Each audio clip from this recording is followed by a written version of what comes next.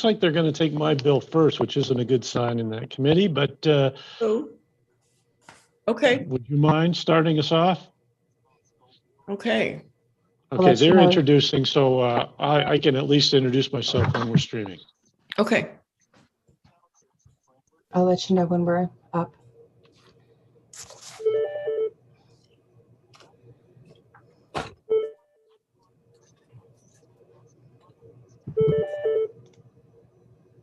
We are live.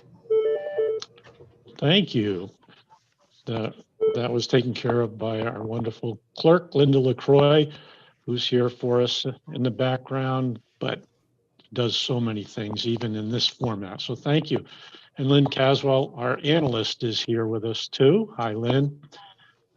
Thank you for all your support and confusion that you will provide for us today by presenting the facts. I'm Senator Dave Merrimont, and welcome to the Marine Resources Committee for March 16th.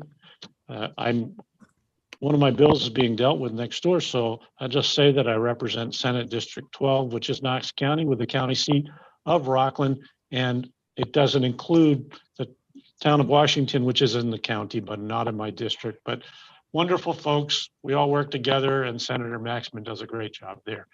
And I'm going to turn it over to my wonderful co-chair, Representative McCreight, and I'll be back shortly. Senator, maybe we should start with the work session. So you're here for the budget, for the L28, the lobster. Does it matter? Yes, it matters, and I would love that. And this won't take long, so I'll be right back, and that would be great. Thank you. Great, thank you. Okay, so let's do introductions. We've met Senator Merrimont. Representative Hepler. Good morning, Madam Chair and everybody. I'm trying to organize my daylight savings time has really made a problem with the sun coming in. So I'm Allison Hepler, and I live in Woolwich. I represent Woolwich as well as Aroustic, Georgetown, Pittsburgh, Dresden, and part of Lincoln County. And while I have the floor, I want to thank Representative Thorne for all his reading material last week, which I took up to Moosehead and enjoyed thoroughly. Thank you. Great. Great. Representative Stanley. Oh, you're muted. Good morning. I'm Representative Peggy Stanley. I'm from the Katahdin area, representing the towns of Millmarket, East Millmarket, Medway, Patton, Long A Township, and Hersheytown. Great. Representative Bloom. I'm Representative Lydia Bloom. I represent House District 3 in York. Thank you. Senator Rosen. Thank you, Madam Chair. I'm Kimberly Rosen, Senate District 8. My district consists of Bradley, Brewer, Bucksport, Burlington, Castine, Clifton, Dedham, Eddington, Great Pond, Holden, Lincoln, Lowell, Orland, Orrington, Penobscot, and Verona Island. Wow. Representative Hutchins. Hello, I'm Representative Hutchins. Thank you, Madam Chair. I represent the District 131. Gonna leave it at that. Representative Crafts. Good morning. Thank you, Madam Chair. I'm Lydia Crafts from House District 90. I represent Newcastle, Damerscott, Bristol, Bremen, Monhegan and Louds Islands, and parts of Noblesboro and South Bristol. Thank you. Representative Alley. Yes, District 138 down here in Washington County this morning. 9 degrees. I hope we have a good day. Thank you. Let's see, Representative Thorne. Good morning. Thank you, Madam Chair. My name is Jim Thorne, representing District 103, the towns of Carmel, Herman, and a little portion of Etna. And did I get everybody? I kind of jumped around. I think so. Okay, I'm Jay McCreight, representing Harpswell, West Bath, and Northeast Brunswick in the House. And we're here today to do several things. We're going to have a work session on LD 332, which was an act to reevaluate the Frenchboro area dragging exclusion zone. We have a report back from the department on LD 28 from last session, which report back on the limited entry lobster and crab fishing licensing system. And well, we're going to start our discussion of the biennial budget. We have, we're ready to vote today. The analyst is ready for us to vote today if that's our wish, but we have another, it's due next week. So we have one more time. If there are issues we want to wait on, or if we don't finish, we can do that.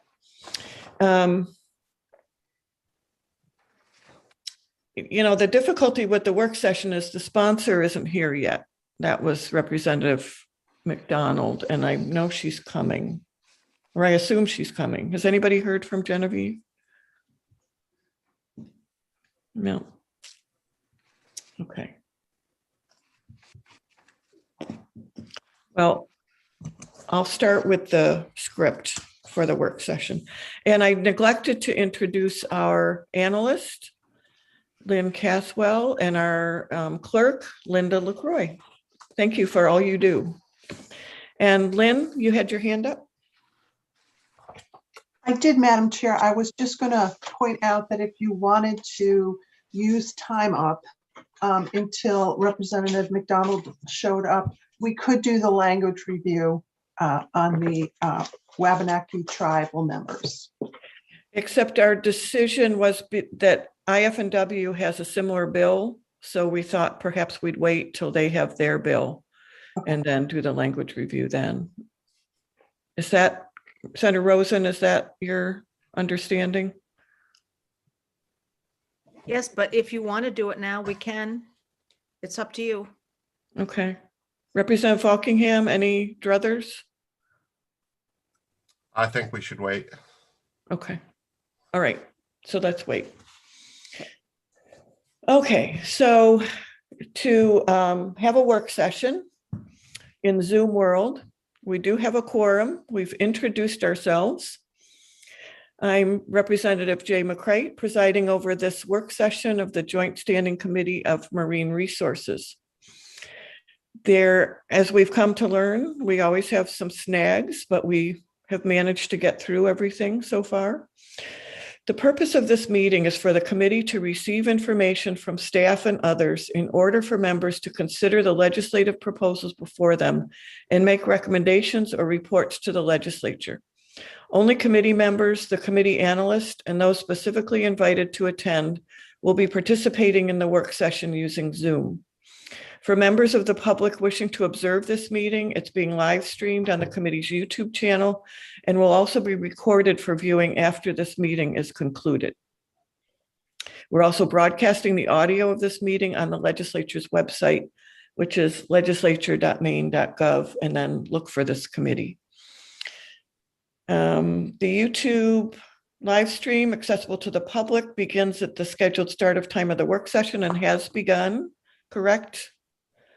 Linda? Yes, that is correct. Thank you. So we're just a reminder to members that if your video's on, if your sound is on, the public can see you and hear you. Please remember to mute your microphone when you're not speaking. Please check to be sure that your name is correct. I think we did that with everybody. Everybody's identified as reps or senators, and not everybody has Billy Bob's name anymore. Representative Hutchins still has it. Oh, okay. Are you able to change it, Representative Hutchins, or do you want? I can change it for him, Okay, it's in the works. as long as I get the right Representative Falkingham. Yeah. Okay, it's a public meeting. And just a reminder that the chat is for technical issues, those kinds of things, not for substantial or substantive information. That should be public. If you're having technical difficulties, that's a great time to use the chat to let our clerk know. Members will speak with leave of the chair. Materials will be provided electronically for the meeting, either through screen share, email, or posted on the committee materials page before the meeting or soon after. When it comes time for the committee to vote, we must have a quorum present, at least 7 members, including a senator. And in order to be counted present, your identity must be visually verifiable on the screen. So we've done that before. If your signal is not great and you've turned off your video, you turn it back on to vote. And then you can turn it back off again. Okay, so Representative Falkingham. Thank you. Lower my hand there. I just wanted to, I might as well bring it up now as later. The reason why some of the Republicans have my name is because the Republicans still aren't getting an email the morning of meetings, and that was one that I forwarded out to my members. So could we please have the Zoom link the morning of meetings? Thanks. If I may just speak to that. There's an auto send set up to go out the morning of the meetings. It's the same address, however, as the original. So if there is some discrepancy between the way you're receiving emails, from your Ledge email service, then that may be the problem. And if you have not already spoken to IT about it, because they can usually help to set that up, then I would ask that you please do. And I also actually have a meeting this afternoon where I'm going to try to address some of these issues myself and get back to you. But if you have not reached out to IT, I would strongly suggest doing that, because they can help straighten the situation out. And reaching IT, do you have their number, their email, Lynn? I do. Their phone number would be 287-1625. 287-1625. Correct. And then their email, do you have that? Well, it would be helpdesk@legislature.maine.org. But I think a phone call would probably be a better bet. Okay. Thank you. And are you checking, Representative, on your legislative mail? Yeah. I'm having trouble getting things one place or the other, and Yeah, it's not coming in on either one. either one. Okay. May I just say one other thing? Sure. While we're on the subject? Have you also checked your spam or junk folders? Because sometimes they will. I've checked everything. It's not. Okay. I've literally, after this many weeks, it's been so long that I go line by line by line by line to make sure, and it's not coming in anywhere. Okay. Yeah. Okay. A lot of these kinds of things are frustrating. Representative Hepler? Yeah, I will just say that I just looked and I didn't get one this morning either. What I do, and I think I've told you this, is that I pin it to the top. And so the one that got sent out on Friday is the one that I used this morning. You didn't get it. I don't think I got it this morning either, but I don't know. I had it from Friday. When I see it, I put it on my calendar. I cut and paste, and then it's there. And then if it isn't, I freak out. Well, I see Senator Meerman is back. I've been kind of stalling, Senator, because it's the bill we would talk about is Genevieve, Representative McDonald's bill, and I assume she's coming. I know yeah. she is. So maybe are you back for good? I'm back. Yeah, they're still finishing, but anyway, I'm back. Yes. So maybe are you okay if we wait on the work session and go with the report back on LD 28? Yes, that would be a great start. Okay. So we want to have Deirdre Gilbert from the department, and I think Commissioner Kelleher, I assume, from the department are here. Good morning, Representative McCready, Senator Miramont, members of the committee. I do have a presentation, if it's okay to share my screen on this topic. Please. Okay.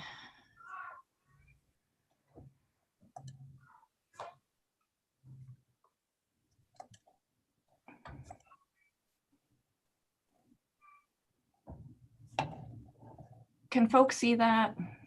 Yes. Great.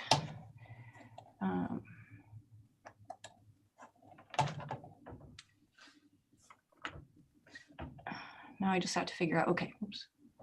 Okay, so that first image, hopefully you can still see that. That's just a reminder of the elements of this report back that the department was asked to provide.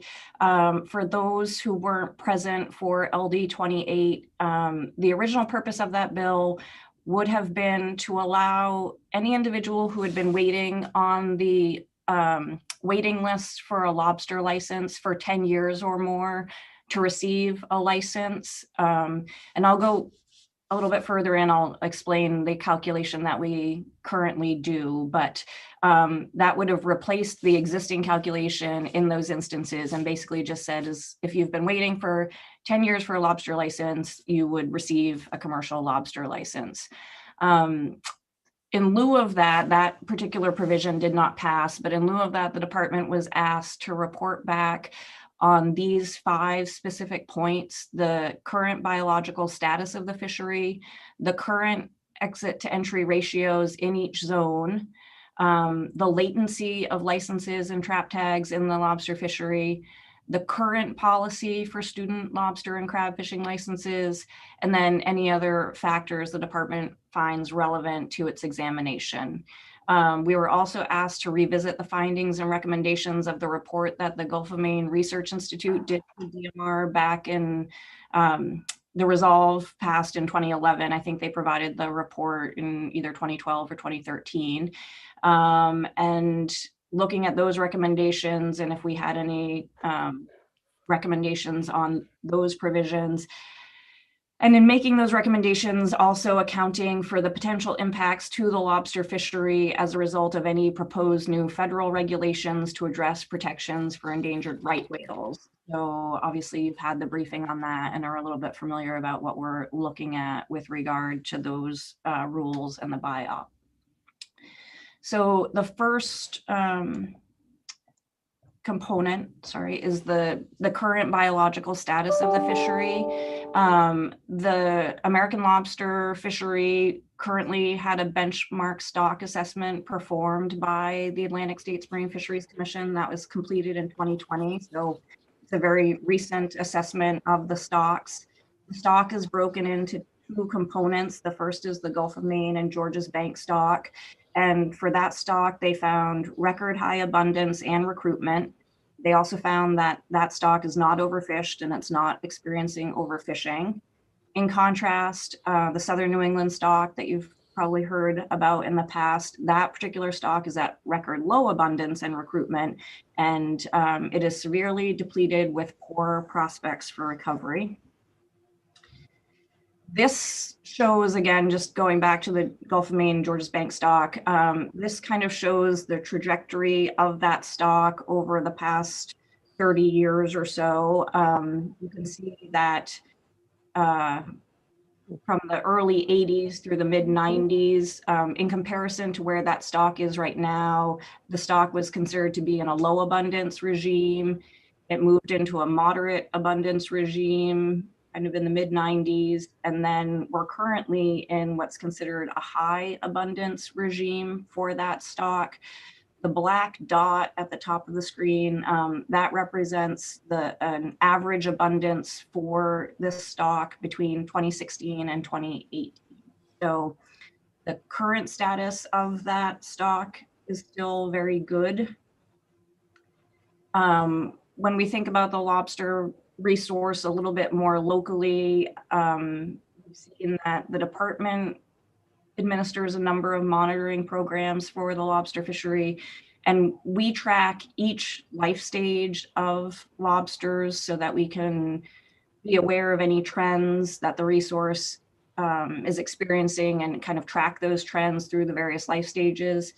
So that starts with larval survey that we've been doing that's relatively recent within the last couple of years. There's a Young of the Year survey, which is the settlement survey that Dr. Wally conducts. And I'm sure you've seen information about that in the past. We were seeing some concerning signs in the settlement survey in a lot of zones. There was a question about whether that was actually reflective of a decrease in settlement or potentially that the lobsters were settling in areas that they previously hadn't been. So maybe we were just not looking in the right place for that settlement. Then for sublegal lobsters, we capture that resource in both the inshore trawl survey, the ventless trap survey, and our sea sampling programs. We get information about sublegals. The adult lobsters, we see them in the inshore trawl survey and the sea sampling program. And then we take information about egg-bearing lobsters through sea sampling. So each year at the forum, the lobster science staff presents the results of each of these phases of the monitoring programs. Typically that would happen in early March. This year, as you know, the forum didn't take place. So they've moved a lot of those presentations into virtual formats. We are providing kind of a detailed presentation of these programs. I believe it's April 7th, but you can get that through the Fisherman's Forum website. I can provide that if that's something that folks would like to see. I will say that I haven't seen the entire presentation myself, but from what I gather, as I mentioned, we are trying to see if signals that we see early in the lobster life stages, if those start to track through other later stages of those lobsters. So are we seeing a trend? And that has been relatively, we have not been concerned about that to date, but we are now starting to see those, potentially those decreases in the settlement start to track in later stages of the population. So more on that to follow. So the second part of the report back was on the current exit to entry ratios in each zone. So for those of you who are not familiar with how we do this calculation, each year the department looks to see for every zone how many licenses were not renewed in the prior calendar year that were held in the year before that. So a person can buy their lobster license right up until December 31st. So for example, we would have to wait until 2021 to figure out who held a license in 2019 and did not buy that license in 2020. So we've gone through that calculation for this year. We haven't announced the entry for 2021 yet, but we have calculated it. And for each zone, we use a different calculation, and that's based on the recommendation of that zone council. And they do a referendum of their license holders to basically determine the position of each zone on what they, what would they like to use for the currency for the calculation and what would they like the number to be for the calculation. So they have a choice of using either licenses or tags in determining entry for their zone.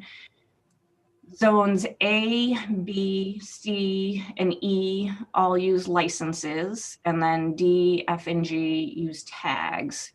So what that means is, for example, in Zone A, for every 3 licenses that are retired, 1 new license is issued. It's the same in Zone B, 3 licenses out, 1 license in. Zone C has a 1-to-1 ratio. It's the most permissive ratio in the state.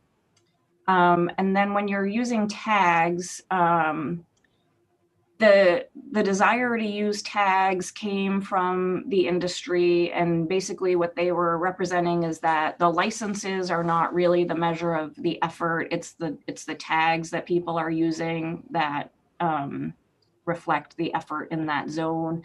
So they wanted the department instead of using the license, we would look for each license holder who retired their license or who did not renew their license.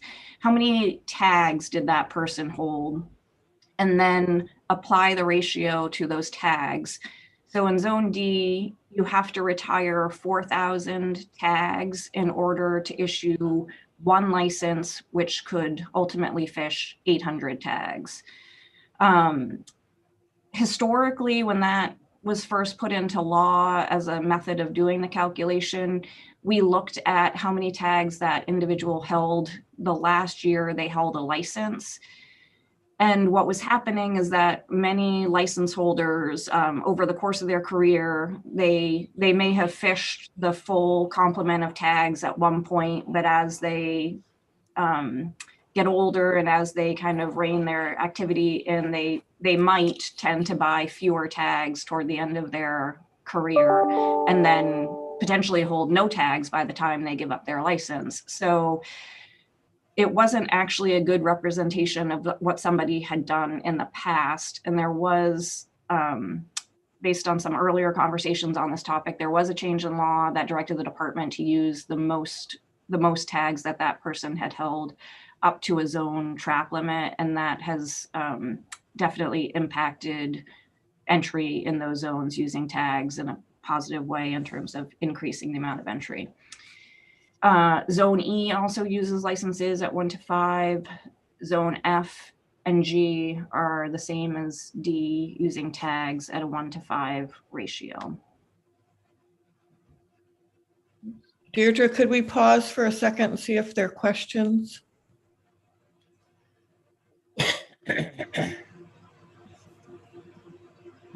Representative Hepler. Thank you. Deirdre, just a question about the calculation that you do. Do you do that? So you do that every year based on the prior year? That is correct. Yeah. Representative Falkingham.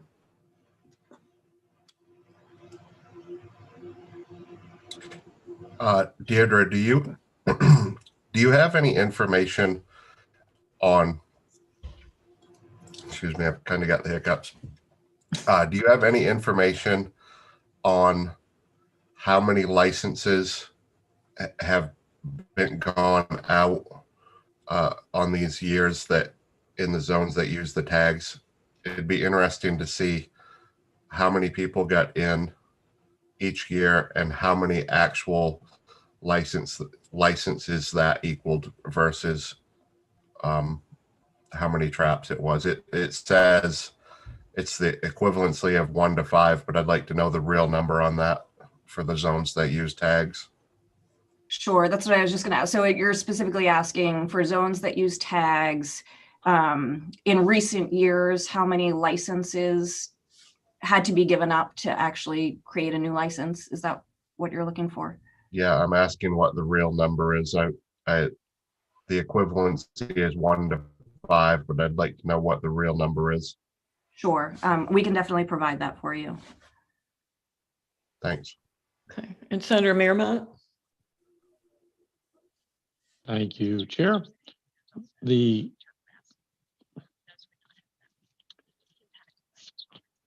think that was partly answered. The other one was, when do you plan to announce the people who have moved in this year? The deadline for making that announcement is April 1.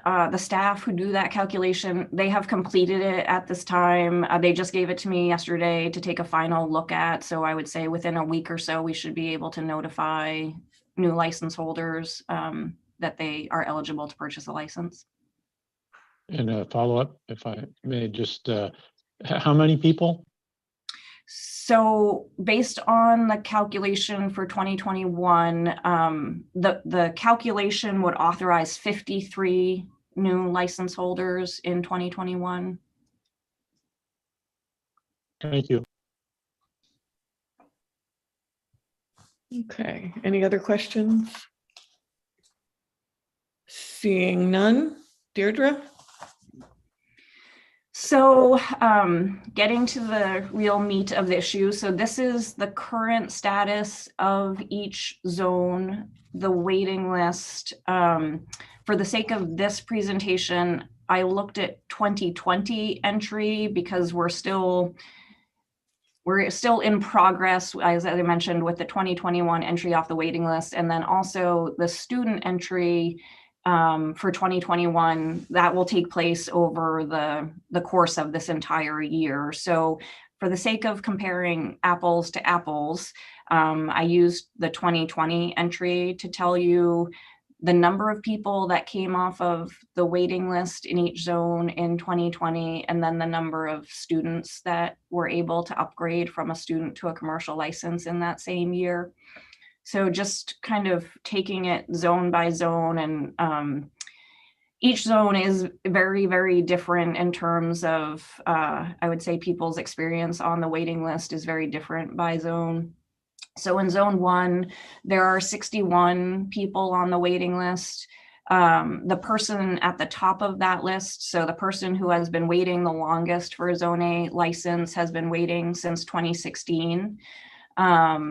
In 2020, we were able to issue 10 licenses off of the Zone A waiting list. And there were 20 students in that zone who upgraded from a from a student to a commercial license during the course of that year. Zone B has 33 people on the waiting list. The person at the top of the Zone B waiting list has been waiting since 2010. Last year, we were able to authorize 6 people to come off of the Zone B waiting list, and there were 8 students who upgraded. Zone C had only 12 people on the waiting list at the time when I made the slide. So with a 1-to-1 ratio, Zone C tends not to accumulate people on the waiting list. They haven't been a closed zone for that long, and typically they have enough licenses exiting Zone C to authorize everyone who is on the waiting list to come in each year. So they usually clear that list annually. There were 33 based on the calculation in 2020, and there were 9 students who upgraded in Zone C. In Zone D, there's 40 folks on the waiting list. The person at the top of that list has been waiting over 10 years from 2009. The 2020 entry off of the waiting list was 5 individuals, and the students who upgraded were 7. Zone E has the shortest waiting list in terms of folks who actually remain on the waiting list. There's 14 on that list right now. The longest wait has been since 2012. We were able to allow 3 folks in off of the waiting list, and there were no students who upgraded from a student to a commercial in 2020. Zone F has 38 folks on the waiting list, also about 10 years to the top of that list. 5 people off the list in 2020 and 4 student upgrades. And then finally, Zone G has 29 folks on the list. They have the longest time on the waiting list, with that top person having waited since 2006 for a license. And we were able to allow 3 folks in 2020 and 3 student upgrades. So when you add up all the new entry that occurred in 2020, there were 65 individuals authorized to enter the fishery off of the waiting list, and 51 students who upgraded from a student to a commercial license. I understand there is a sense of inequity between the waiting list and the student entry. And as that is experienced by an individual, that's certainly true, because the folks who come in off of the waiting list have been waiting a long time. But in terms of the numbers annually, they are very kind of consistent. And I think there's a perception that because students can upgrade to a commercial license without going on the waiting list, that there is a large amount of student entry. And in practice, that's it's actually very modest when you look at the number of licenses that we sell to students. Very few of them actually annually turn into a commercial license. And that was something even back in 2012 or 2013 when GMRI did their report. They had pointed that out, that there is not as much kind of entry by students as one would think, given the opportunity that's provided by that license. Deirdre, let's pause here for some questions. Representative Fockingham. Thank you, Madam Chair. So I have two questions if I can. I'll ask the first one. Sure. Are any of the people on the waiting list zone transfers? Thank you for that question. So you may recall several years ago, we actually separated transfers from new entry. It used to be that folks who wanted to transfer into a zone were on a waiting list. That is no longer the case. We maintain separate lists of individuals who want to transfer from one zone to the other and vice versa. And we separate from the entry process, we administer a process where we actually compare those requests each year. And for example, if there's somebody who wants to go from zone A to zone B, and there's somebody who wants to go from zone B to zone A, we complete that transfer based on other criteria that are in the regulation for that process. So this does not include any transfers. The other thing, just while I'm kind of talking about recent changes to this list, we do go through a process now at a minimum of every 3 years of ensuring that the folks who are on the waiting list want to remain on the waiting list. There was some concern that maybe it included folks who had wanted a license in the past and subsequently changed their mind or had passed away or some other change had happened. So we do now go back again, at least every 3 years and confirm with folks that they still have an interest in obtaining a lobster license. Okay, thanks. And so the department administers trades, transfers, people that it can't be initiated between two people, right? That's correct. Okay. One more question, if I can. Okay. So on here, you've got different years, but the one that catches my eye is Zone G that has a 2006. Somebody's been on the waiting list that for 15 years. Is that person's, or I assume 3 people got on. So I guess my question is, what is the current longest a person has been on that list in Zone G right now? So the person who is at the top of the Zone G list right now has been on since 2006.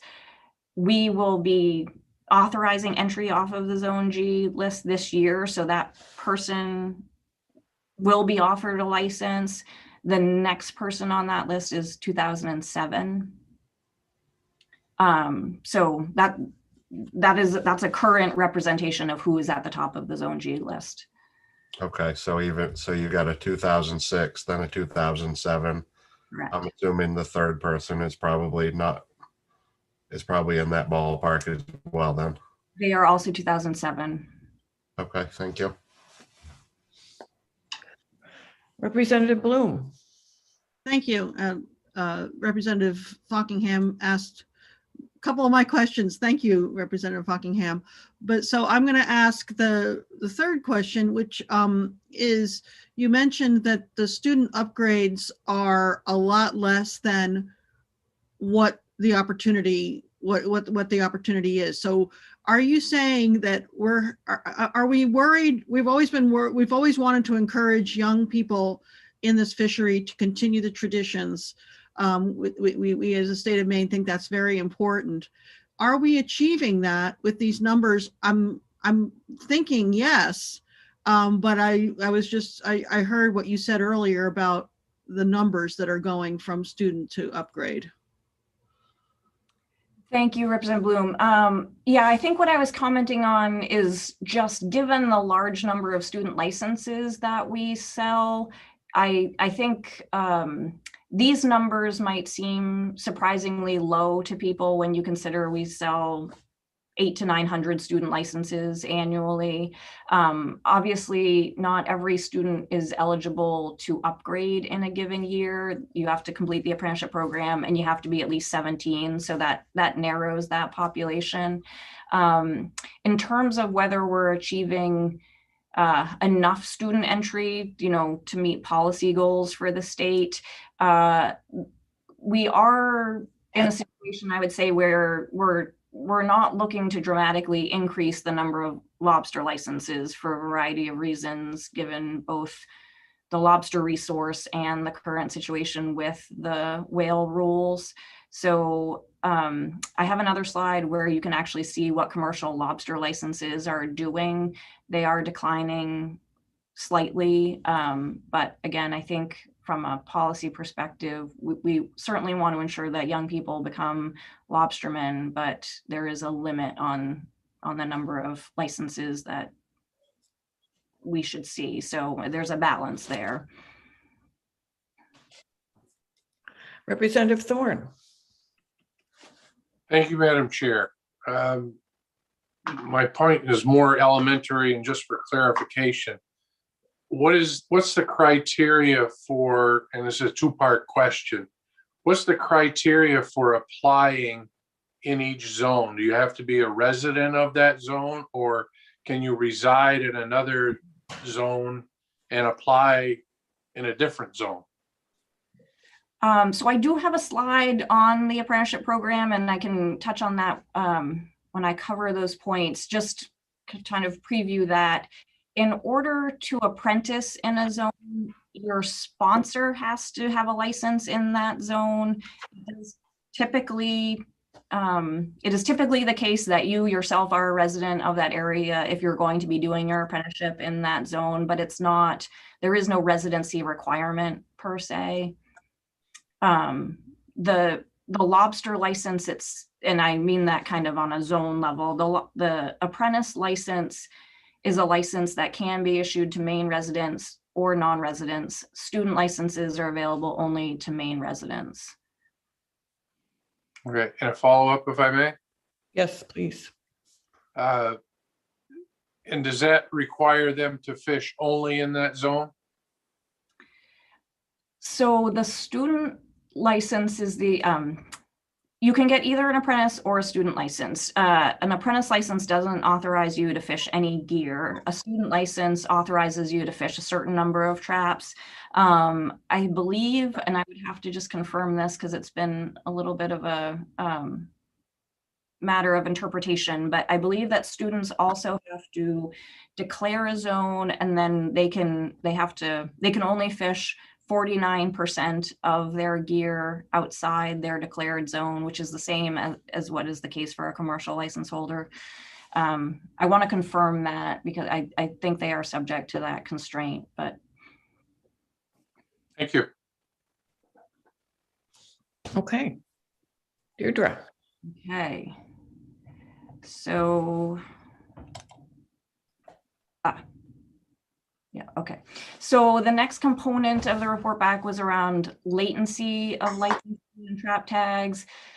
So just latency being licenses or tags that are purchased but are not used or are not fished or are used very minimally or fished very minimally.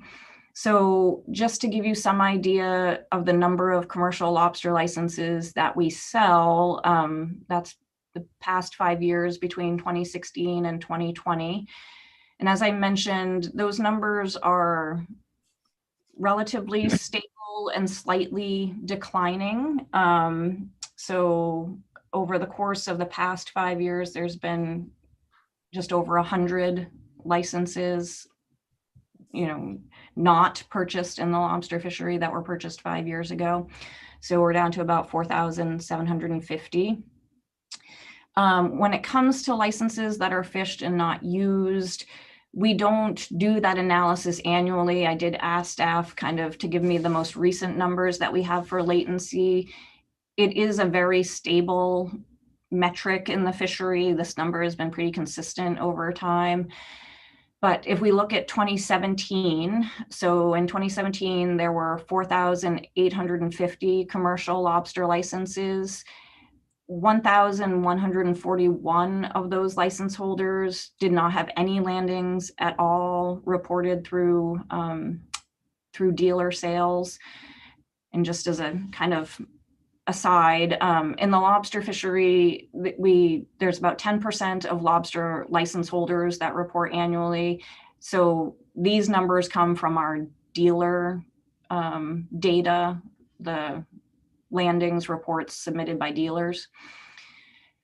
So about a quarter of license holders had no landings at all. Another 282 or 6% of license holders had less than 1,000 pounds landed in a year. So that's very minimal usage of the license. And then another 838 license holders landed over 1,000 pounds and less than 10,000 pounds. So another 17%. Add up all of those license holders, that's 2,261 license holders, which is just under half of the total license sales. And those license holders collectively landed under 4% of the annual landings in the lobster fishery. So kind of the takeaway here is that there is a tremendous amount of latency in the lobster fishery. There's a lot of licenses that are not being used or being used very minimally. Given the challenges around entry, it's obviously understandable that people who obtain licenses, even if they aren't going to use them at a given stage of their life, if they think they might want to get back into lobstering at some point, the incentive is obviously to hold on to that license, because if they don't, it's very uncertain if and when they would be able to get that license again in the future. So that's a contributing component to the latency in the fishery, is just the challenges around entry that are currently the status. And I do have a slide on the tags. I can interrupt you again. We have another question. Representative Thorne? Yes, thank you, Madam Chair. Curious if this bill is to make access to lobster licensing and there's a problem of holdup, has it ever been mentioned to have an approach of use it or lose it on your license? If there's people that are trying to get in to use it, and then there's B, and you didn't mention the statistics, but how many of these haven't harvested, have held on to their license for extended periods of time? Yes, thank you, Representative Thorne. There has been some conversation about that in the past in a variety of ways. Maine has never implemented a use it or lose it situation with regard to licensing. It tends to be a very controversial proposition. So it has not advanced in the past, and there's been some variations on that I'll also speak to in a little bit. But the other piece of that, which is of concern to fisheries managers, is when you use unused licenses and give them to people who want to use them, that increases effort in the fishery. So the scale of that effort increase can impact a resource. And so that's a consideration about whether it is advisable for the resource itself to turn something that is not effort into effort on the resource. Like, that will have an impact. It will also have an impact on other license holders. So those have been kind of the factors in making that not an easy decision to make. Follow up, if I may, for clarification. Sure. What is the point of LD 28? Maybe I'm not getting what the point of the bill is. Can I jump in here? Representative Thorne, the bill, LD 28 was a bill we heard last session, and it had a specific attempt at a solution. It said that anybody on the wait list more than 10 years would get a license. It was very controversial. It was a divided report out of the committee. And the decision was to turn the bill into a report back. So LD 28 is a holdover from last session. The report back is current to this session. So out of this conversation, the committee can decide to take some action or not, just taking in the information, or we can say, well, obviously we want to do X, Y, or Z. Does that make sense? Thank you, Madam Chair, that helps. Okay. It's that process of a bill puts out an idea and some would say kick it down the road. Some would say get more information so we can make a good decision. Or not. Representative Falkingham.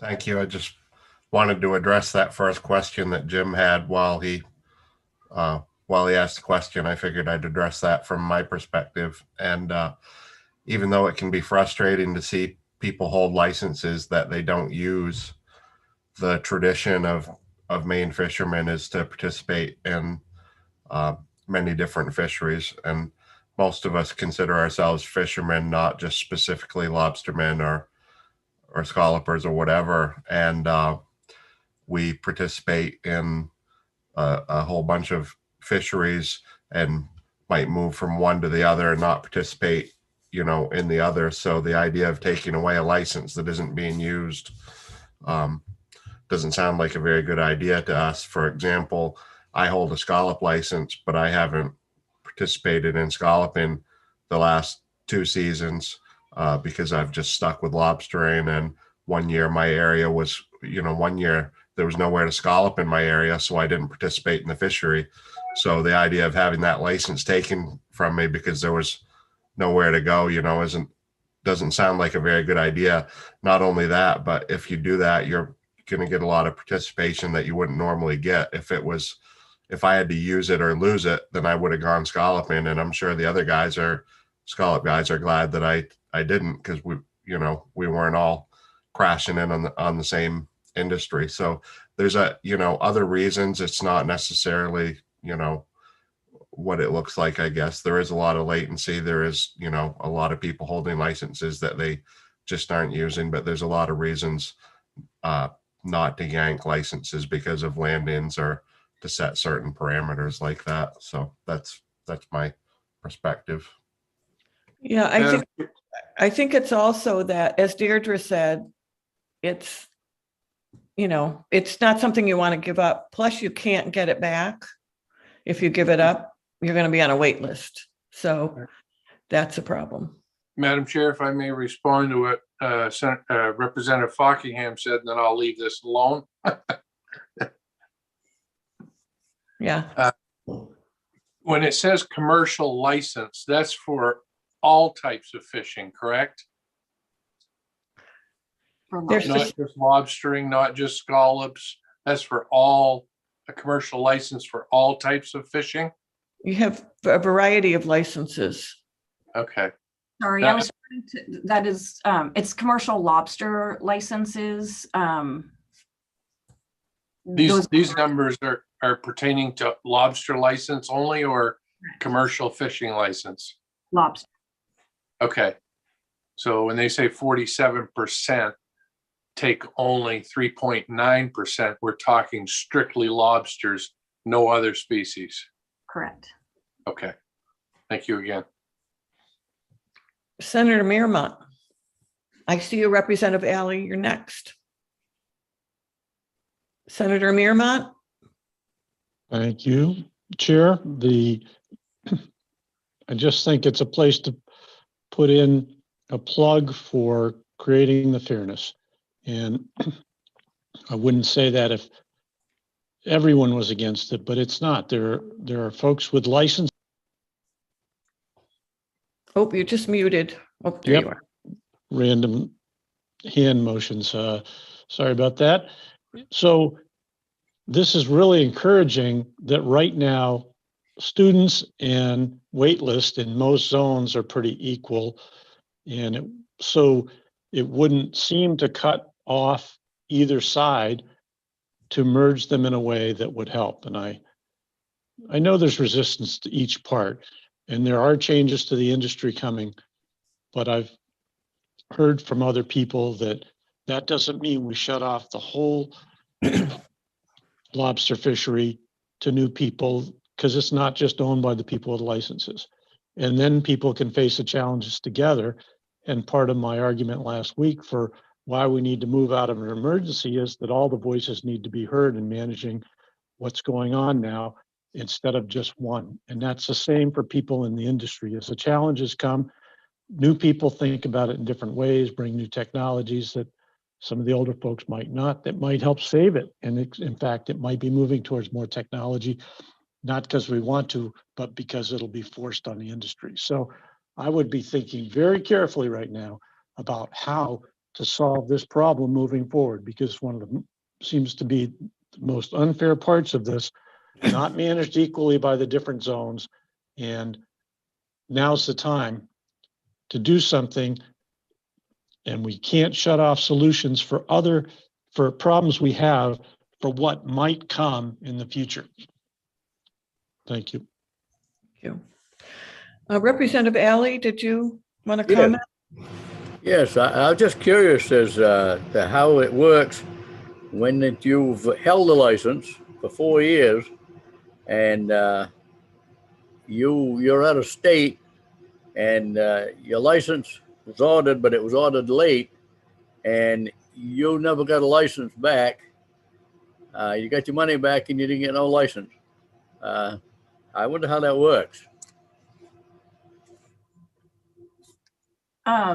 Sure. So I would say in that instance, like I said, there is a deadline annually of December 31st to purchase your lobster license for that year. We have looked at individual circumstances. If the person can provide evidence of having attempted to purchase a license, sometimes we can see that through an online system. Sometimes they have evidence through their bank of having done that. We can look at those individual circumstances and see if the person made an attempt to purchase their license. It's very much on an individual basis given the deadlines for purchasing. Okay. All set, Representative Alley? Gonna have to be. Okay. Representative Thorne. My apologies, Madam Chair, that's leftover hand. Oh, okay. All right, Deirdre. Okay, so looking at the latency and the trap tags for those same years at the very top. So as I had with licenses, this is the total number of commercial lobster tags that were purchased in each of those 5 years. You can see between 2016 and 2018, we were on a little bit of a downward trajectory. Then we went up in 2019, back down in 2020. Unlike licenses, the tags do tend to kind of move up and down a little bit like that. And the reason for that is that existing license holders sometimes they are not purchasing tags that they are eligible to purchase. So the general way that the standard way that somebody might enter the fishery, you start at 300 tags, and then you're eligible to purchase 100 more tags each year until you reach your zone trap limit. So in most instances, that's 800 tags. But not everybody progresses through that in the same manner. So somebody might start at 300, they might go up to 600 in the next 3 years, but then they might stop there for a couple of years and not buy their additional tags or drop back down for that matter. So just because of the individual choices that people get to make, the trap tag numbers change more than the license numbers do themselves.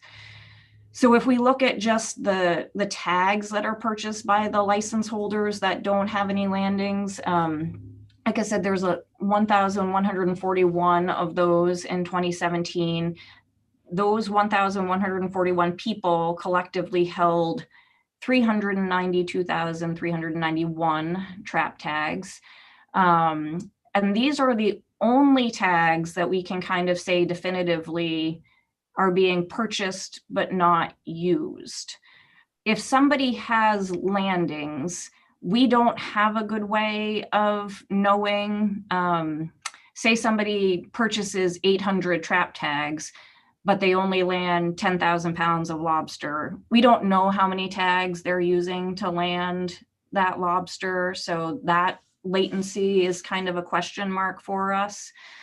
But we can definitively say if you've got no landings, then you're not fishing those tags that you purchased.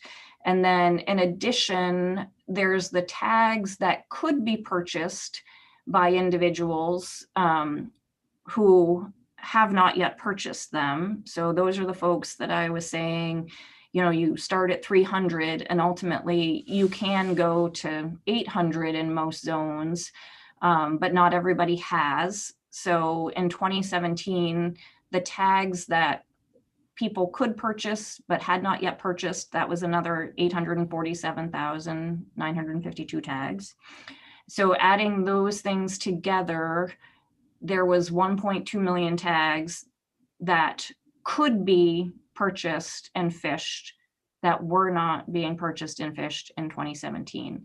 So that's obviously, again, a very significant number. It's close to half of the tags that are currently sold. And again, just speaks to the existing potential within this fishery amongst existing license holders being very significant. There questions about the tags? Yes. Representative Bloom. I believe Representative Fockingham was before me. Representative Fockingham, do you want to go first? Sure. Does this list include replacement tags? And if it does, what was the year that replacement tags stopped getting sent in the initial order, if you know that? Thank you, Representative Fockingham. No, this would just be, I'm pretty confident this is just what we consider to be initial tags. So the not replacement tags included in these figures. Thank you. Representative Bloom. Thank you. So I guess really what's missing in here is how do you really monitor the effort? Because we talk about all of these things, we don't really know how many tags are in the water, is really what it comes down to. Is that correct? Yes, as I mentioned, for the lobster industry, there's only 10% of the harvesters who are required to report currently. And that's where we really get effort information is directly from the harvesters. We don't get that information from the dealer reports. As you have heard in the past, there is a move toward 100% harvester reporting in the lobster fishery. And that is coming, I believe, in 2024. So we are moving in a direction of getting that information. The challenge has been the size of this fishery and the sheer amount of trips in this fishery. It dwarfs anything else on the East Coast in terms of like the number of trips that harvesters make. So gearing up our landings program to actually be able to collect 100% harvester reporting in this fishery required significant kind of strategy in terms of the resources that requires. So while we would have always loved to have that effort information, it's just not been something that we had the ability to collect, but we are moving in that direction. Well, it seems to me that if we don't have that, that's the big missing piece. If we don't have that data, then we really don't know what opening up, giving more licenses, what really will that have that effect on the effort. And I think I think without that information, we really don't have a full picture of, we know that that's, it's, am I right that we're kind of missing this major piece in order to really understand how the fishery is affected and how many lobster licenses we could have? Is Representative Patrick, Commissioner Kelleher? Yeah, I see the commissioner has his hand raised. The representative was trying to figure out my title there for a second. I appreciate that point of view, and in many ways, Representative Bloom, it is very accurate. We do have the ability to understand because of latency, how many tags are active. It's kind of after the fact when we have to do the calculation. However, because of the fact that we are now moving in the direction of 100% harvester reporting, we will now have that. That's kind of the missing piece. So that has to be in place through the commission process by 2024. We would like to do that sooner, but we're not able to from a budgetary standpoint. So we're still trying to pull together enough money so we can launch this prior to the deadline. May I follow up, please? So Commissioner, so basically, it seems to me that without that, to make a real move on how we do licensing, we really need that piece first. I don't see how we can make how we should disrupt the process without that information, I guess. Yeah, it would certainly be beneficial, there's no question. I had to bounce out for a minute. Could you just repeat, Commissioner? It would be beneficial to. I mean, it would be beneficial to have any of that type of data for a broader conversation, right? I mean, the more data we have, the better off we would be if we're going to go down the direction of making any decisions. Thank you. Okay, Representative Falkingham and then Representative Alley. Okay. And then Senator Mearmont. Thank you, Madam Chair. I just wanted to make a point here. Basically, if you took the 392,000 tags that are held with no land-ins, you could pretty much say those tags aren't fished, which they're not. So then the other number is 847,000, which is the number that isn't getting purchased.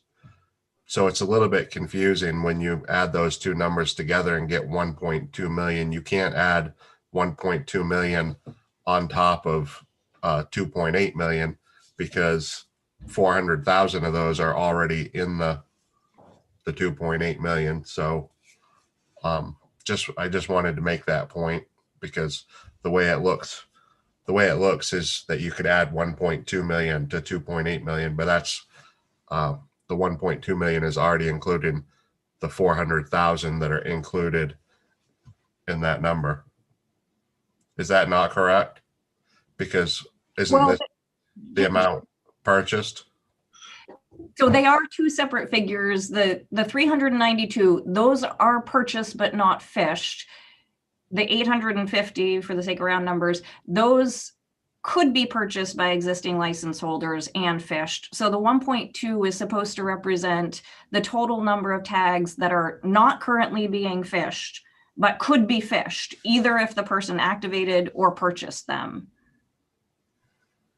Right, I understand that, but it just looks, it seems confusing to me because it looks like there's 1.2 million more traps that could be fished. And then you look at the 2.8 million, it seems like you'd add those two together. I was just pointing out. Sorry, it is not. I was pointing out that 400,000 of those tags are already in the 2.8 million. Correct. Representative Alley. Yes, I just wanted to ask Deidre a question. Can this person that I was talking about that he sent for his license late and never got it back, can he put his name on the waiting list? So that would depend on whether that person had previously done the apprenticeship program. What's that? say he did all of that. Okay, so someone who has completed the apprenticeship program can go back on the waiting list for a license. Okay, thank you. Okay. Senator Mearmont. Thank you, Chair. So I was just trying to understand that comment. We need more information.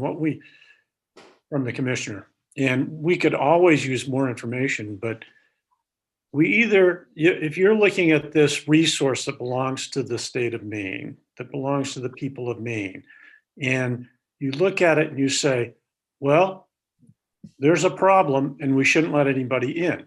Are we? Well, we are. So there's no problem. It depends on what side you're on. If it's benefiting you, you see it as the side that benefits you. So someone wants students to come in without any limits, says there's no problem. If it's someone that's not a student, a license holder's child or something like that, then there's a big problem. There's a big problem socially. There's a big problem with traps. There's whales coming.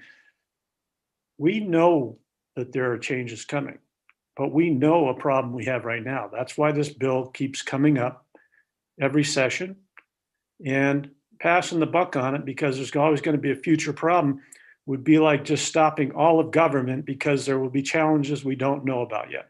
This needs to be fixed.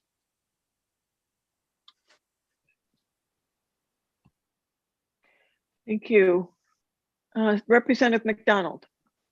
Thank you. Good morning, everyone. And I'll just take a quick moment to introduce myself because I wasn't here when the hearing opened. I'm Representative Genevieve McDonald from House District 134, and I represent the offshore islands of Penobscot Bay and Western Frenchman's Bay. And I'm sorry, I think I missed this. Can somebody explain to me procedurally what comes out of this conversation? Is there an opportunity here to reintroduce a bill? And then if I could weigh in, that would be excellent. Sure. Yeah, this is a report back that we decided last session out of LD 28. And yes, we can report out a bill. Thank you. If we choose to. So then I will weigh in that I have no desire whatsoever to take up licensing this session. And this keeps coming up, but it also keeps dying. And there's a reason for that. So the industry at this point has enough on its plate to not tackle our licensing system. Thank you. Thank you. Representative Buckingham.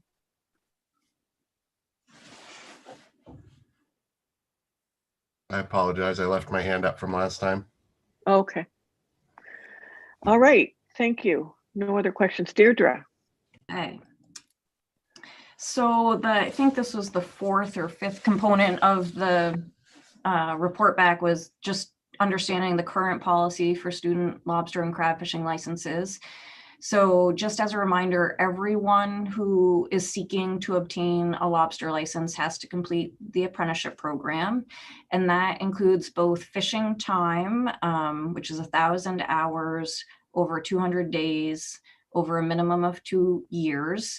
The difference between apprentice license holders and student license holders is that students are eligible to fish their own traps, the number of traps depending on their age, or they can fish with their sponsor.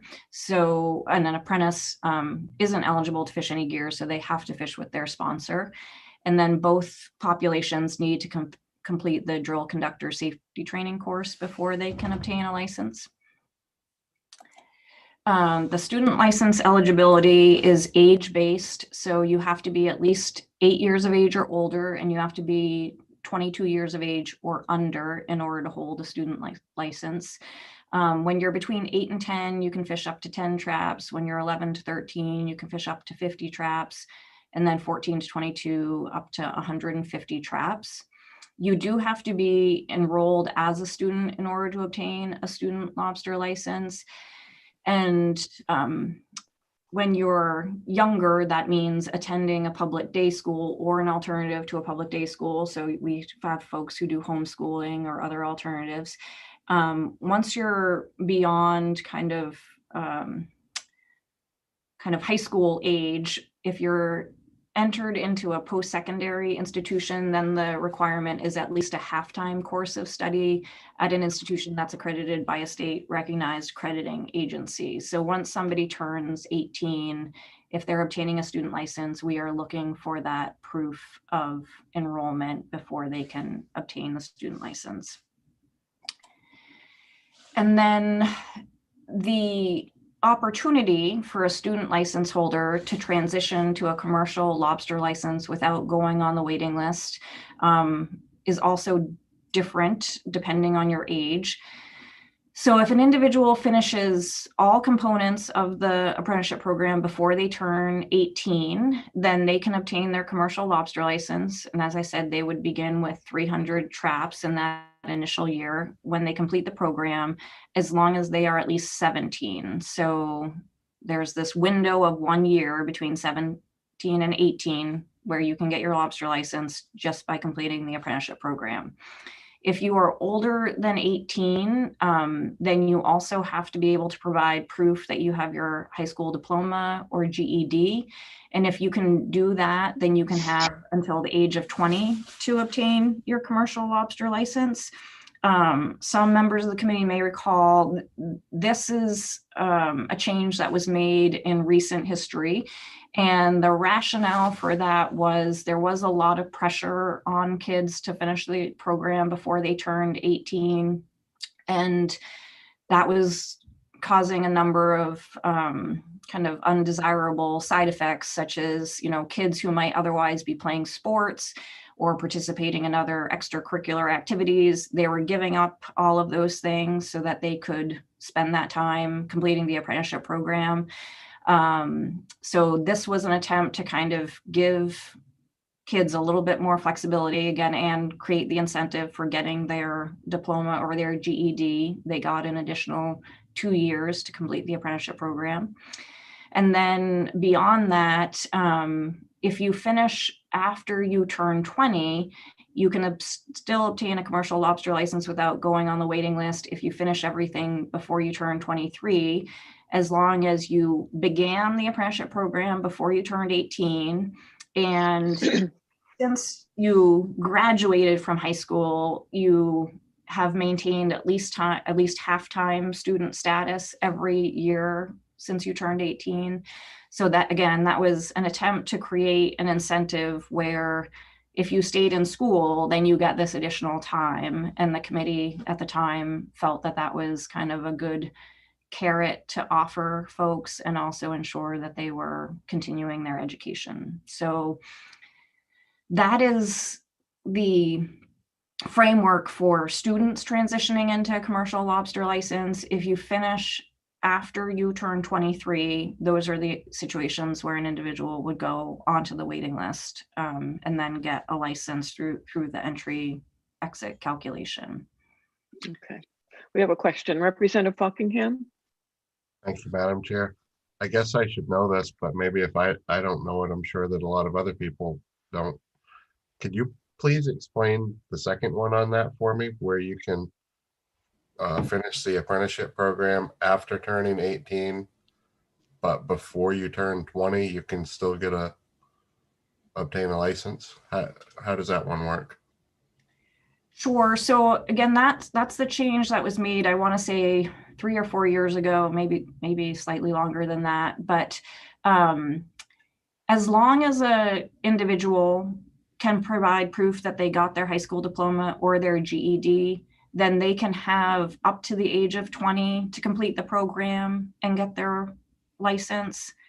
So that law change, again, for a very, very long time, probably over 20 years, the deadline was 18. You have to finish everything by the time you're 18 in order to get the license without going on the waiting list. That deadline was pushed 2 years out as long as you have your diploma or your GED. If you get one of those things, then you have until you're 20 to complete everything and get your license. I'm not sure if I'm addressing your question, but it really just moved the age deadline, provided that somebody completed their high school education. Okay, so is it okay for me to still question?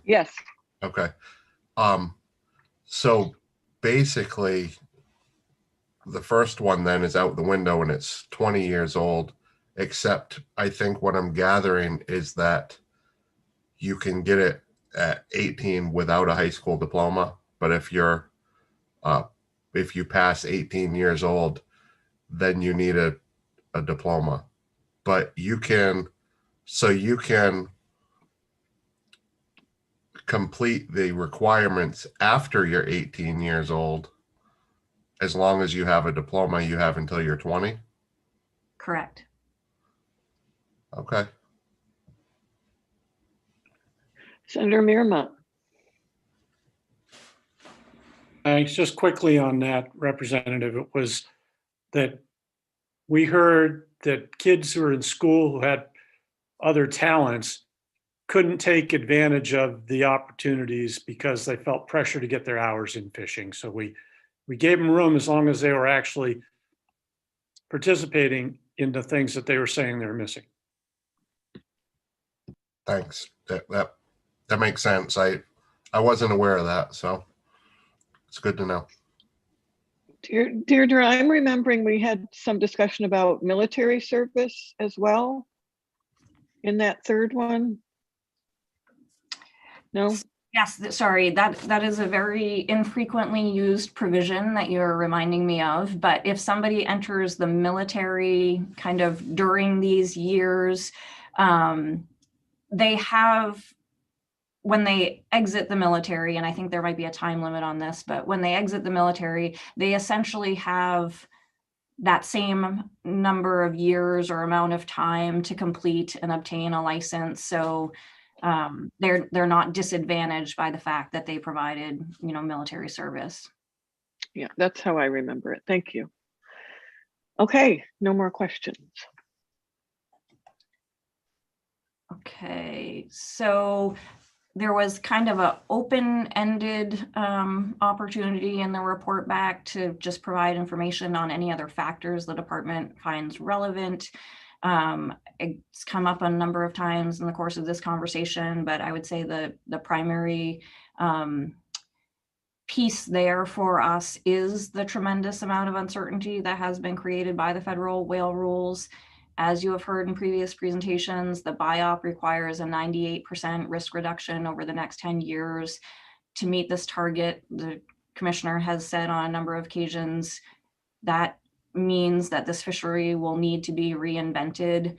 Nobody knows what that means or what that will look like. So that is kind of the big question mark. And I don't know if the commissioner has anything he wants to add to that. And then, as we talked about, there is just so much latent effort in this fishery that that just creates a lot of uncertainty as regards management measures that we might try to implement in the future. You would have to make very significant reductions potentially in order to achieve an actual reduction with the amount of latent licenses and tags in this fishery. So those are just the two things we would highlight for your consideration in terms of the current context for this conversation. Thank you. I see a question from Representative Bloom. Thank you. It just reminds me, can the commissioner please give us update timelines on where we're at with the whale rules and all of the comments that were taken and what we're waiting for and so on, and next decision point? I would like to just get an update, please. Commissioner, are you available for that? Sure. I may have to come back to the committee with a little bit more detail on that.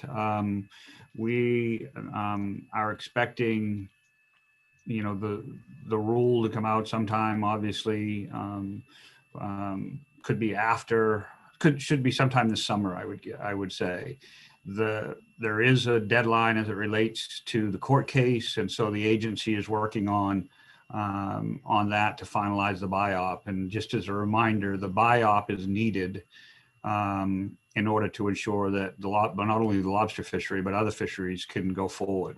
If the BIOP was ever vacated by the court, we would have a serious problem, and we could see major drastic emergency changes.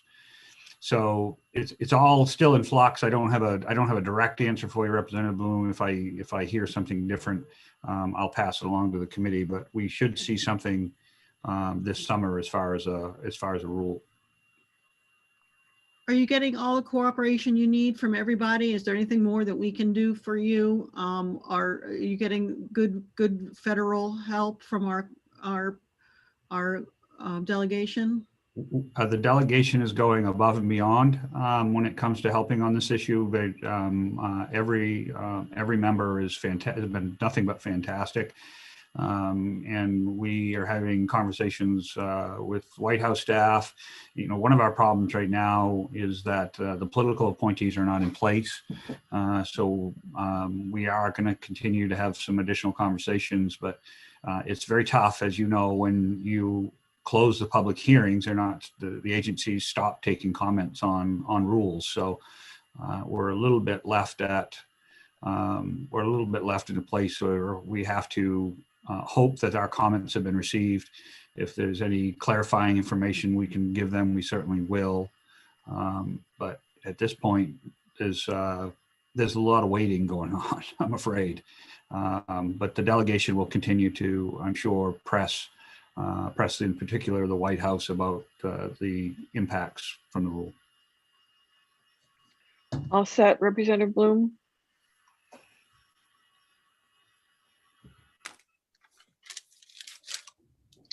Representative Fockingham. Thank you, Madam Chair. I'd like to ask the commissioner a clarifying question. Sure. Good morning, Commissioner. Morning. Just going back to that last, and you don't have to put it up, Deirdre, but that last student diagram with the middle section there.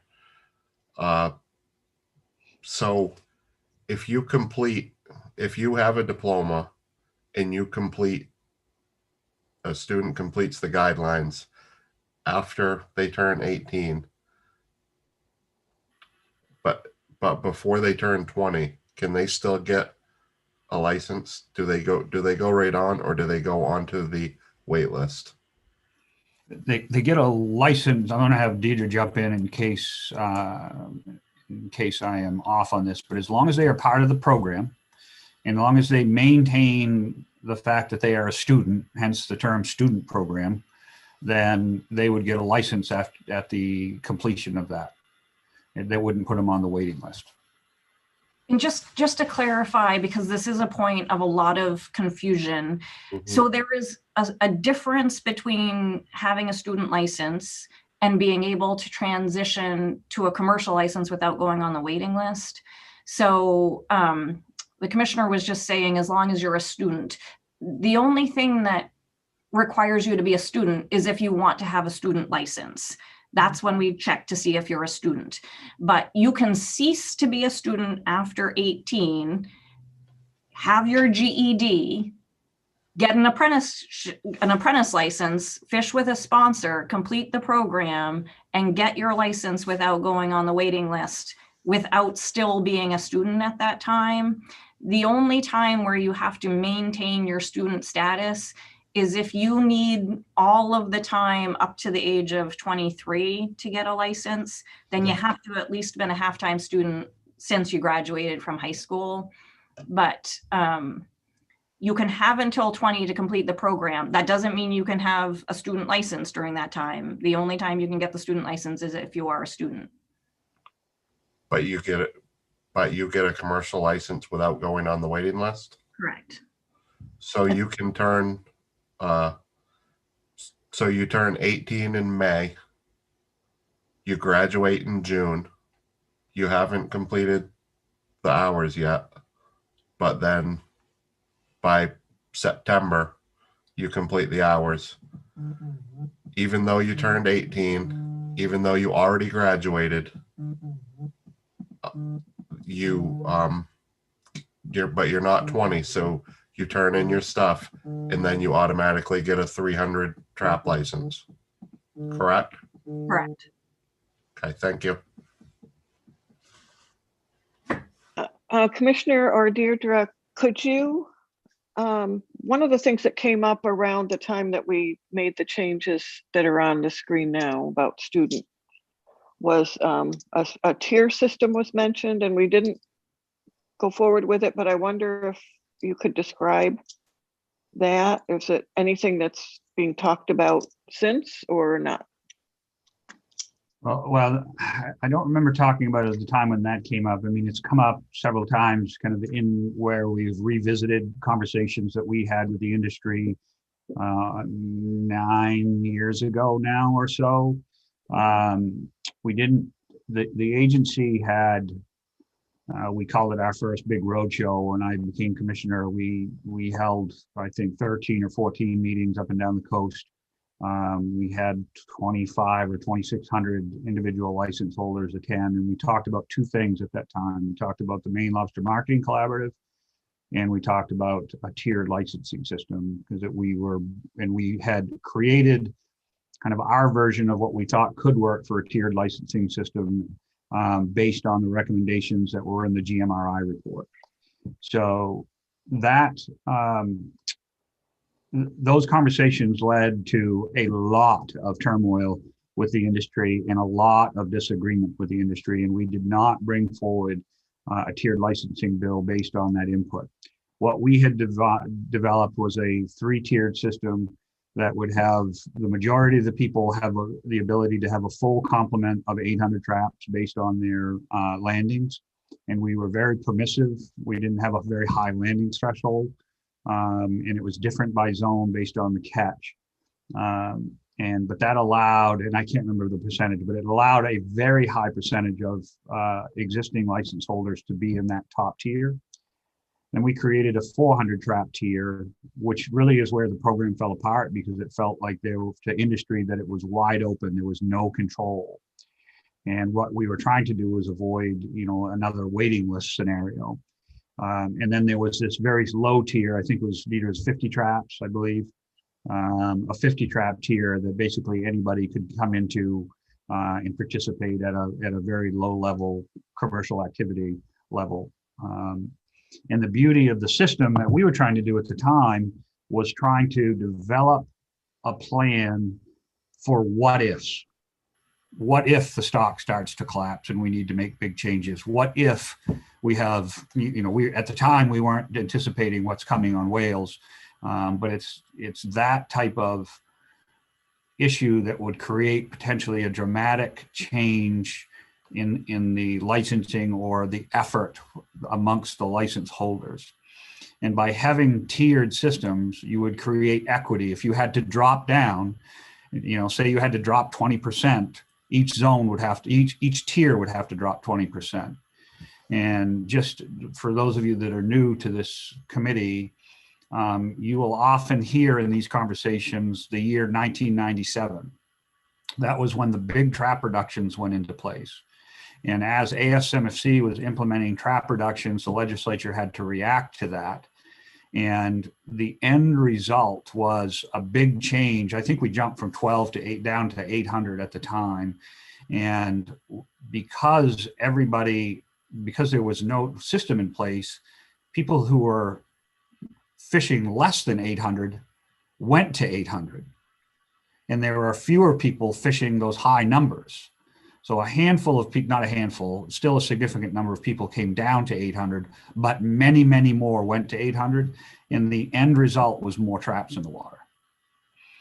So creating a system that allows us to address reductions in the future was the approach that that I was trying to bring through the department at the time. But I still have scars from the conversations at many of those meetings. So I bet. Yeah. Thank you. Yeah. Appreciate it. Genevieve, Representative McDonald, did you have a question? I don't, thank you. Okay. Okay, Deirdre. So this is the last slide, and the report back asked us to just look at those findings and recommendations from the GMRI report. So the commissioner just discussed the tiered licensing system. As he said, something the department had brought out for extensive input prior to the GMRI report. They had endorsed that in their report. They viewed that as a system that could address both the latent effort issues that I described. So the way that it did that was basically by taking some of those license holders, like the commissioner said, who had either no or very minimal landings, and it put them into those lower tiers with lower trap tag limits, and it prevented them from building back up again to those maximum levels. In addition, they had viewed that tiered licensing system as a way to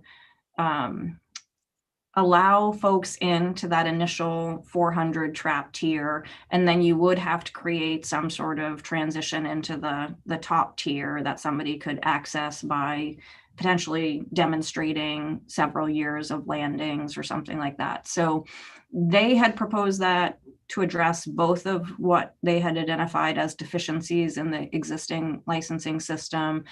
As the commissioner said, we did not advance that entire tiered system in a bill. We did several years ago advance a bill that kind of created a voluntary tiered system for folks who might recall that. But what we were proposing is that a license holder could choose to buy a license with a lower tag limit if they were at a point in their life where they had acknowledged, like, I won't be fishing 800 traps again. I am happy with 400 or 200, whatever the limit would be, that they could voluntarily drop down into that lower license category at a lower cost. And again, there was nothing that would have forced anybody to do that.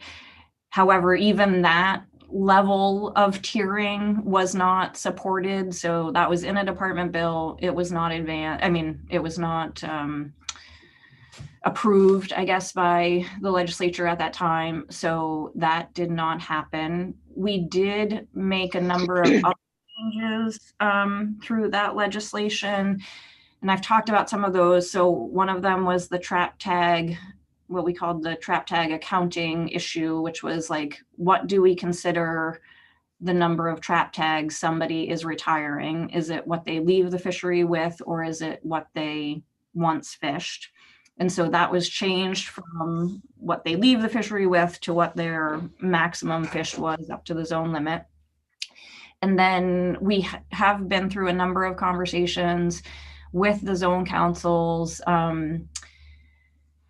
While all of these conversations were taking place to kind of push that question of, is this the right entry to exit ratio for this zone? Is this the right number for this zone? Generally speaking, you can see that the eastern part of the state tends to be more permissive with regard to both using the licenses and using lower numbers, and the western part of the state, which just hasn't seen the increase in the landings that the eastern zones have experienced, they tend to be more conservative with both of those things. So we have done that work and kind of landed where we landed with those current numbers and calculations. And that's all the slides I had, unless there are other questions. Can we get a copy of the slides? Absolutely. Great, thank you. Representative Buckingham. Thank you, Madam Chair. And thank you, Deirdre, for bringing this particular slide, because I think it's useful to point out that we have a 2011 study. And if you look at recommendations, encourage zones to revisit exit entry ratios. So this study came out 10 years ago. That means the study was conducted over 10 years ago. And at that point, 10 years ago, a decade, it was encouraged zones to revisit exit entry ratios. And here we are 10 years later, and we've got D, E, F, and G all at 1-to-5 ratios, 3 of which are tags, which means 1 to 5 is the low end you're going to give me the real number on what that might be. That might be 6, that might be 7, that might be 8 licenses out to 1 in. So I'm glad that you brought this, because it's good to see that 10 years ago, the recommendation was encourage zones to revisit exit entry ratios. And here we are 10 years later with 4 zones at 5 to 1. So maybe there wasn't enough encouraging, or maybe it's just something the zones are never going to act on. But thanks for bringing the slide. Representative Hepler? Thank you, Madam Chair. Yes, actually, this is sort of related to what Representative Fockingham is saying, and so brings a question. So have the exit to entry ratios changed from 2011? Have any of them changed? Yes, Representative Hepler, thank you. So subsequent to that recommendation, I think we have been at least through 2, if not 3 rounds of zone council meetings where this was a topic of conversation. And as I mentioned, the eastern part of the state actually did make some movement in that direction. The western part of the state has much less appetite for liberalizing entry. If we were to look at landings and the changes in landings at a zone by zone level, I think that would provide some context for that position of each zone. But we have seen some changes. It's just that they tend to be more in the eastern part of the state than the western part of the state.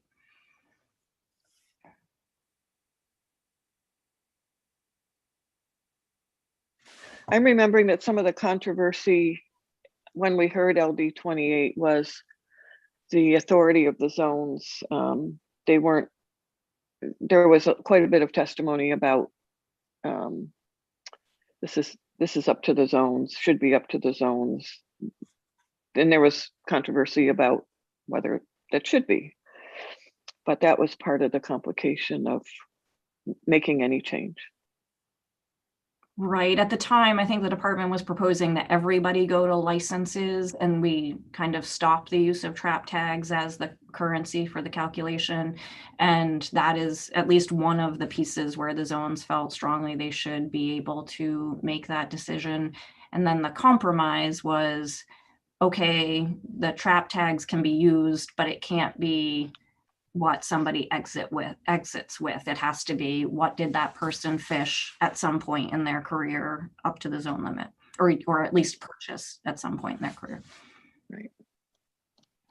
Okay, thank you. Any other questions, comments, discussion? Good. Senator Mearmont. I'm here. Oh, there you are. The squares moved. So we've had our report back. Lynn, I forgot to ask you to put up the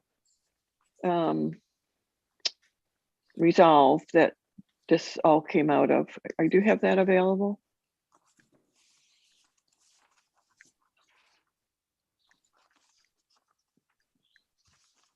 I do.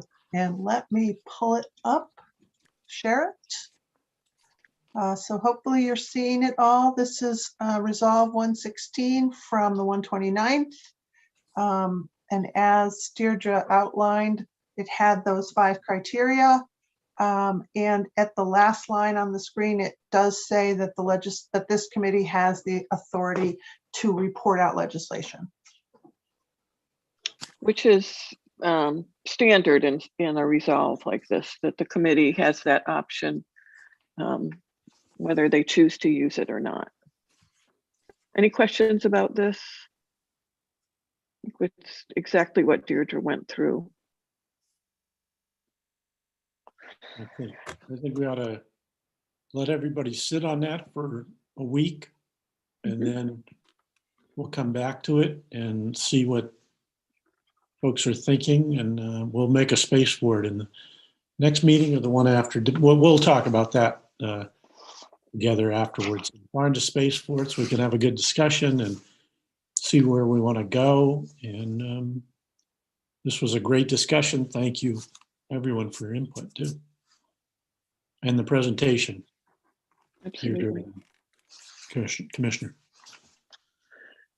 Yeah, I think that's a great plan. And we can, if people have specific suggestions, they can raise them. But it gives everybody a chance to, and Lynn, you sent that out to everyone. So this resolve, so everybody should have that. Yes, in an email I sent out yesterday. Okay. And Deirdre, the slides that you presented, is that something you can send us?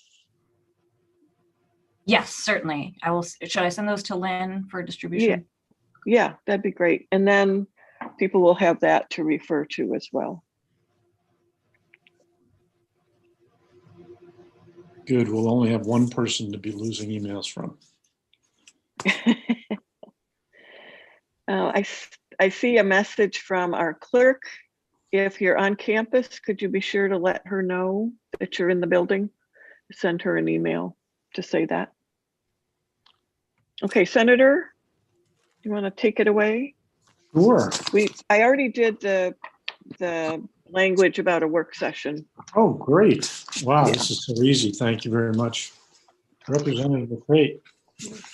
If anybody becomes a chair down the road, you want to have a co-chair like Representative McCreight. She is amazing. And we don't always hear that from folks about their co-chairs, whether it's from the House side or the Senate side, but you know, this is amazing. So thank you very much. And so we will move into the work session on LD 332, the commercial fishing practices dragging Frenchboro Cable area. And that's an act to reevaluate the Frenchboro area dragging exclusion zone. And this work session is open now. And committee members, what do you think?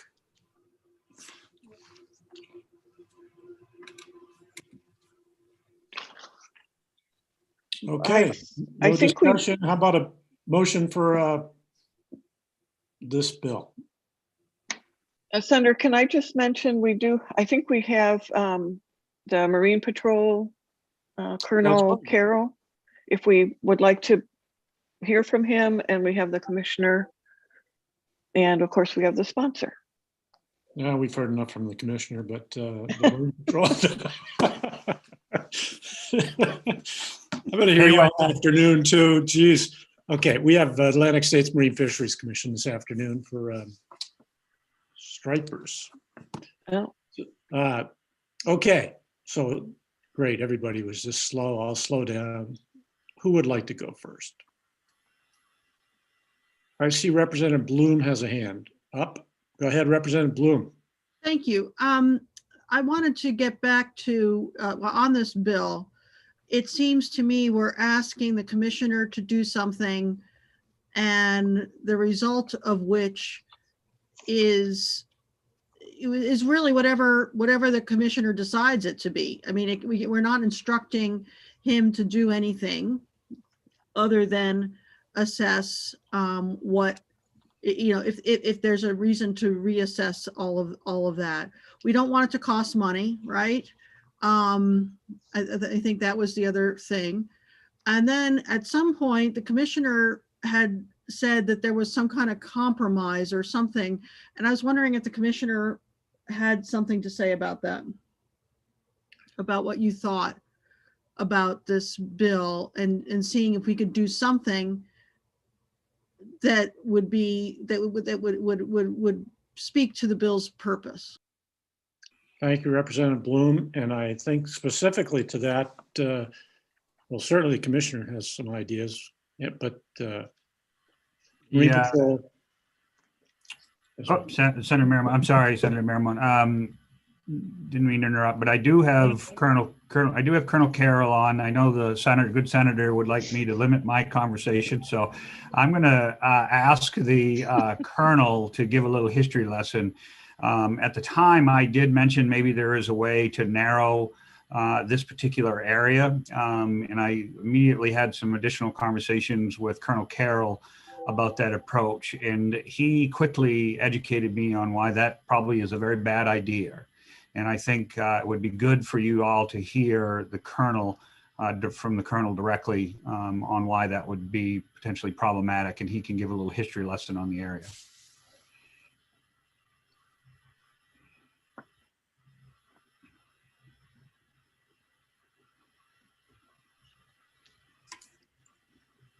Colonel, I'll take their silence as an open door for you to jump in.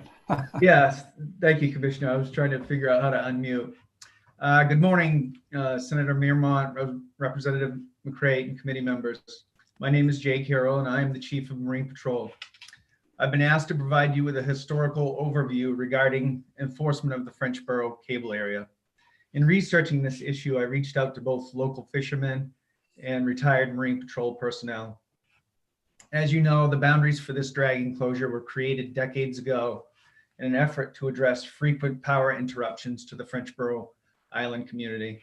At that time, this area had a lucrative scallop resource, and the reward for individuals willing to drag inside the closure simply outweighed the risk of getting caught. Marine Patrol crews were getting called out night after night, and the sheer amount of complaints and illegal activity exhausted patrols' operational abilities and readiness at the local level. In order to avoid apprehension, some fishermen were allegedly paying lookouts to monitor both Marine Patrol and U.S. Coast Guard vessels and to radio ahead with an alert if enforcement vessels were to get underway. There are a number of specific incidents that occurred back then, which unfortunately helped to capture the magnitude of the enforcement dilemma. Retired Marine Patrol Major John Bennett was the boat captain on MDI during the 1980s. And he recalled on one occasion that the patrol vessel Guardian was actually rammed by a suspect vessel trying to flee the area. On two separate occasions, scallop boats suspected of dragging within the closure sank. Although the crew of the Northern Miner survived, the wreckage of her still rests on the ocean bottom off the southern shore of Frenchboro. The crew of the fishing vessel Risky Business were not so fortunate. In February of 1991, Risky Business went down and all three crew members perished. Both of these vessels were reportedly deck loaded with scallops and were swamped by rough seas while fishing in foul weather. Lastly, in an unprecedented decision, Patrol ultimately seized the fishing vessel Flying Yankee after documenting multiple cable area violations against Captain Eugene Eaton. Seizing a vessel like this was an extraordinary measure and had never happened before and has not ever happened since. Cable area enforcement is most often conducted through surveillance from a position on the shore. The current configuration of this offshore drag enclosure was specifically designed so that violations are more easily identified. By utilizing distinct landmarks on both the northern and southern boundaries of the closure, enforcement is able to work together with industry and island residents to monitor the area and maintain compliance. During my 25-year career, Marine Patrol has documented a number of cable area violations around Mount Desert Island and in a variety of different cable areas, none of which, to my knowledge, were at Frenchboro. With that, I'd be happy to answer any questions. Thank you, Colonel Carroll. I have a question. Went away. Never mind. Well, so committee, any questions for the Colonel? Representative Fockingham. You're muted. I was trying to put my hand down, then you got to hit the mute, do all the things. So I'll put my hand down. Good morning, Colonel. I didn't catch, but what year was that incident that you're talking about, and what were the penalties back then for that violation? So the biggest amount of problems that we're seeing out there were really in the mid 80s into the early 90s. Penalties, of course, now are much different because we have the administrative process where we can remove people very quickly off the water for serious violations. So the penalties, I'm sure at the time, I'm not sure, I was in high school in the 1980s. So But I assume there probably were license suspension, things that were associated potentially with a conviction for dragging in a cable area. For as long as I've been with Marine Patrol, it's an automatic license suspension for dragging a cable area. Thank you. And Representative Thorne. Thank you, Mr. Chair. Colonel Carroll, I'm a freshman legislator, so I'm still trying to weigh my decision of whether or not it's to benefit Marine Patrol or whether it's to benefit the fishermen of Maine. In a way, I'm sure it's to benefit both. But what I come up with is, obviously there's a risk reward when you do anything, and there had to be a great reward that these fishermen that you explained were able to risk their lives to capture. So usually that signifies that there's a reason that they need that area to be modified. And my question to you is the area on both sides of the cable in line with what it is on other islands throughout Maine? Is the distance on either side of that cable line commensurate with what they are on other portions in Maine? Thank you for the question, Representative. The Frenchboro cable area is unique. It's the only one of its kind. All other cable areas are just the charted cable area. This one has a specific configuration that was designed specifically to address those issues in the 80s and 90s, early 90s. And we next have Representative McDonald. Thank you. And thank you for joining us today, Officer Carroll. So I just wanted to raise a few points, one of which being that I was born in the 80s and I'm turning 40 soon. So this was a long time ago that we're speaking of. And we have a very different fishery now than we did then. The limits for what fishermen can catch, for what harvesters can have on board is very different. The nighttime activity is very different. It is illegal to scallop at night. It is illegal to deck load your boat.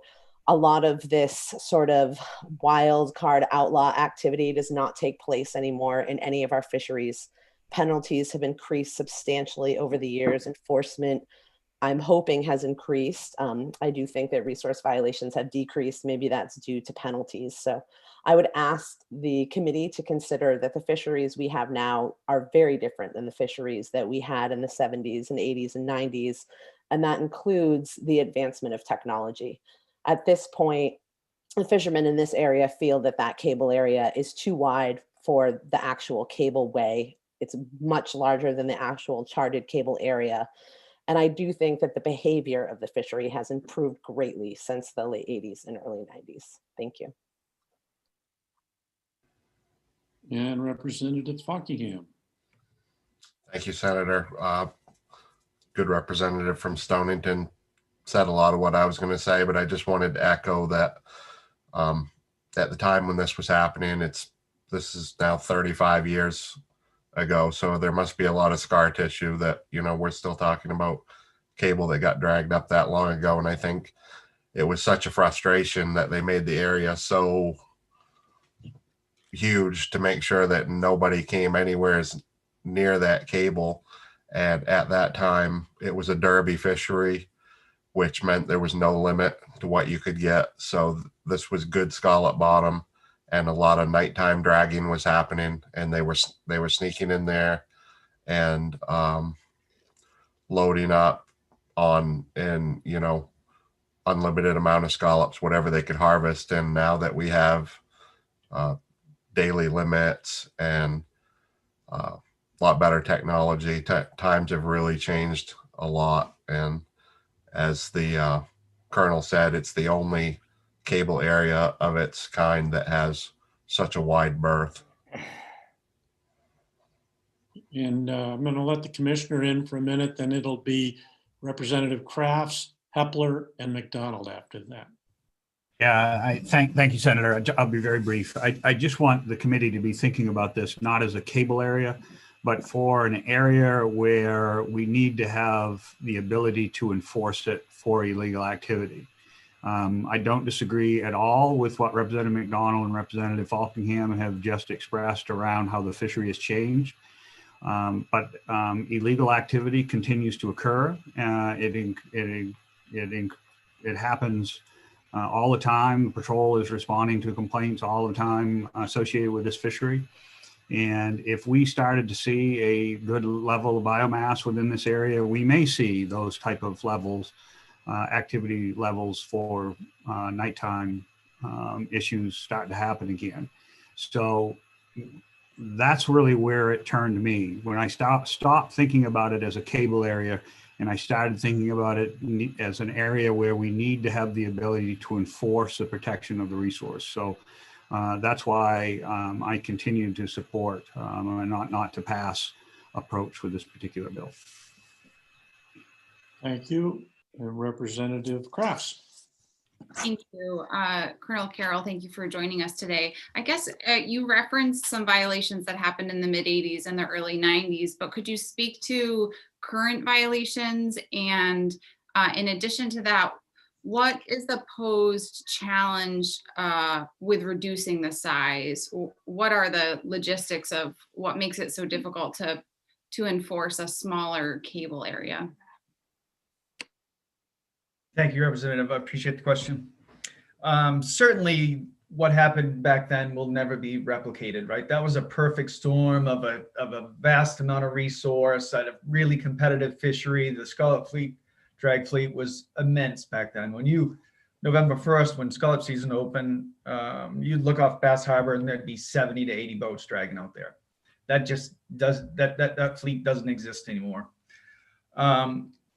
What is important to recognize is that enforcement of cable areas is very difficult just by its nature. Like typically our officers would have to sit on the shoreline in a position to be able to verify that a boat snuck in that cable area.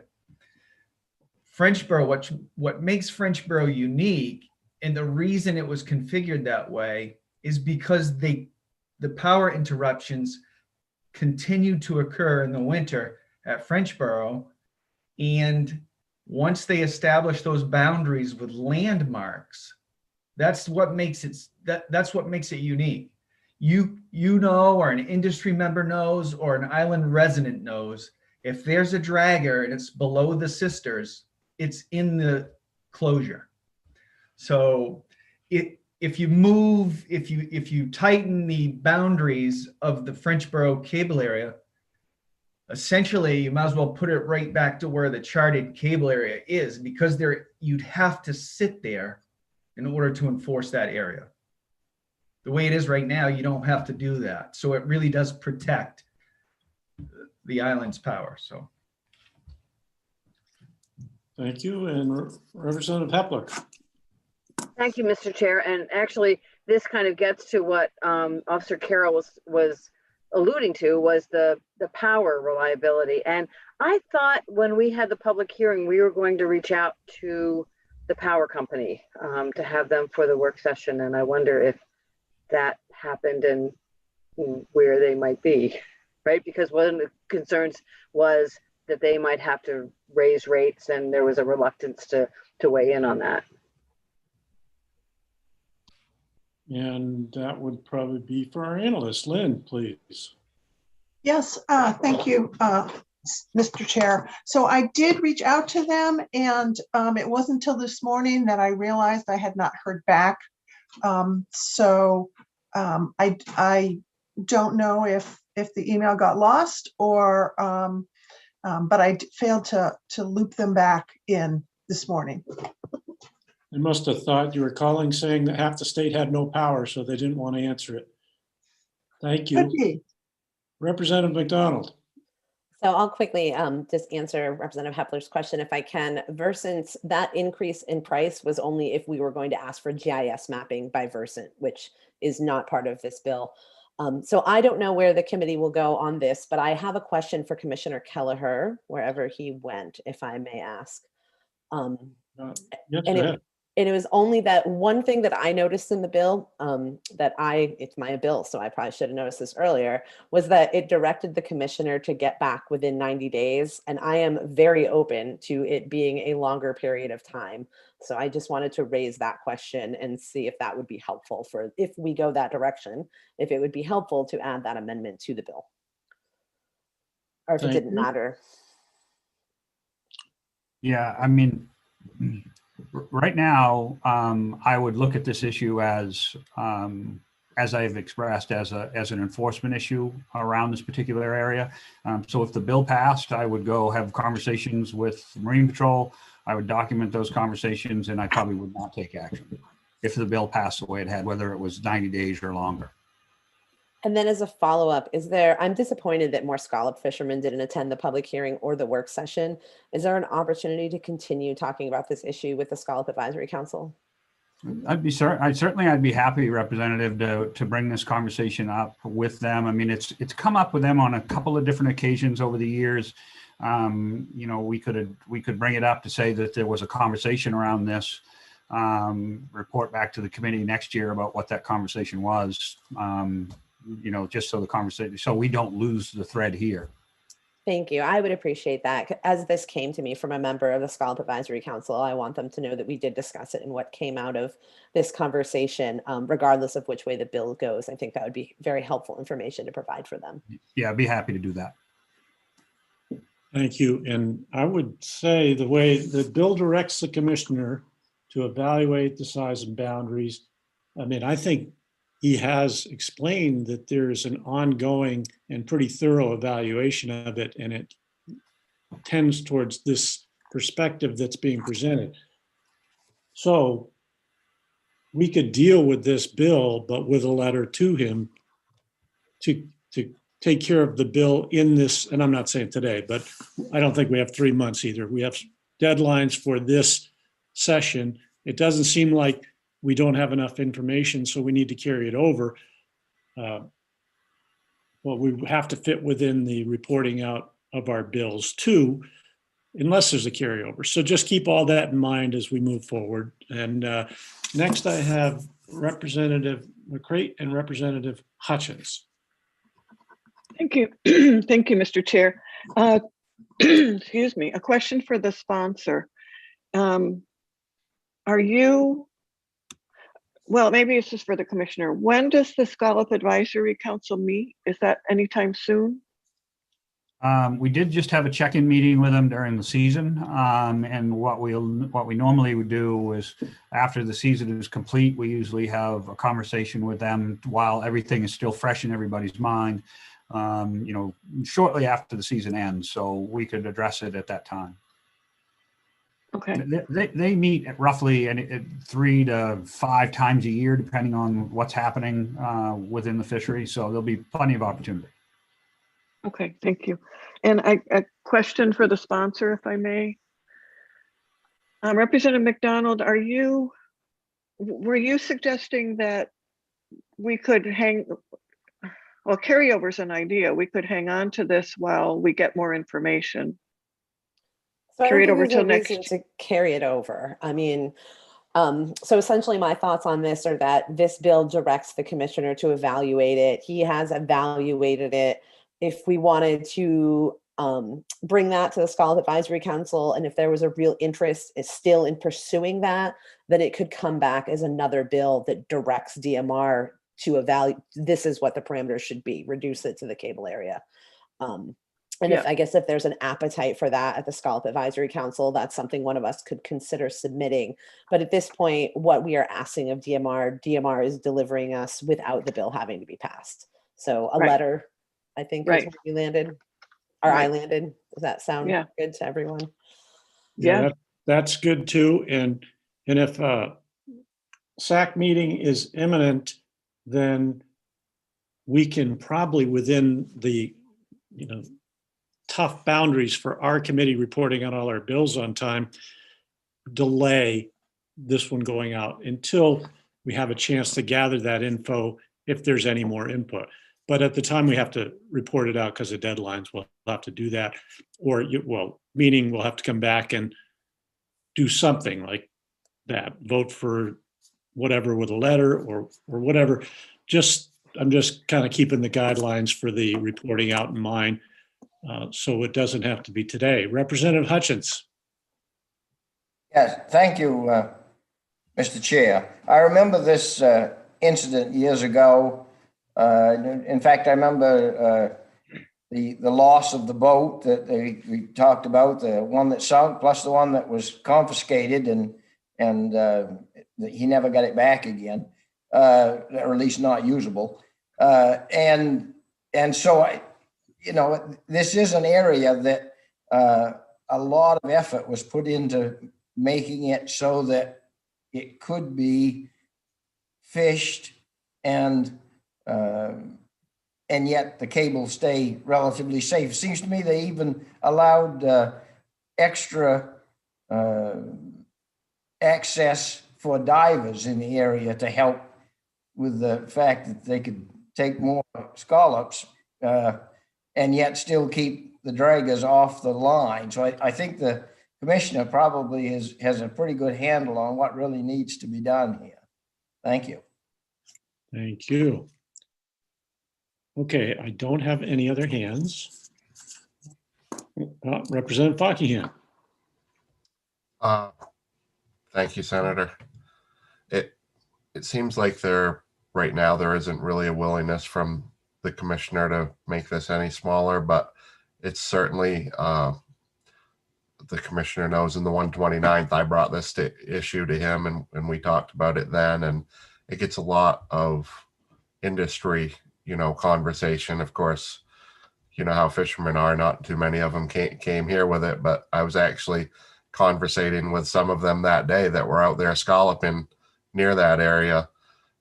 So I think the best way to engage that industry is for the commissioner to actually go to them and engage them, and that's what the Scallop Advisory Council is for. So I think this would be a good bill to hold on to until next session, probably, and write a letter. I guess the commissioner's right here, letter or not, but maybe a letter is more official, so that we can get some industry input, because clearly, especially the way this session is working, the input isn't happening.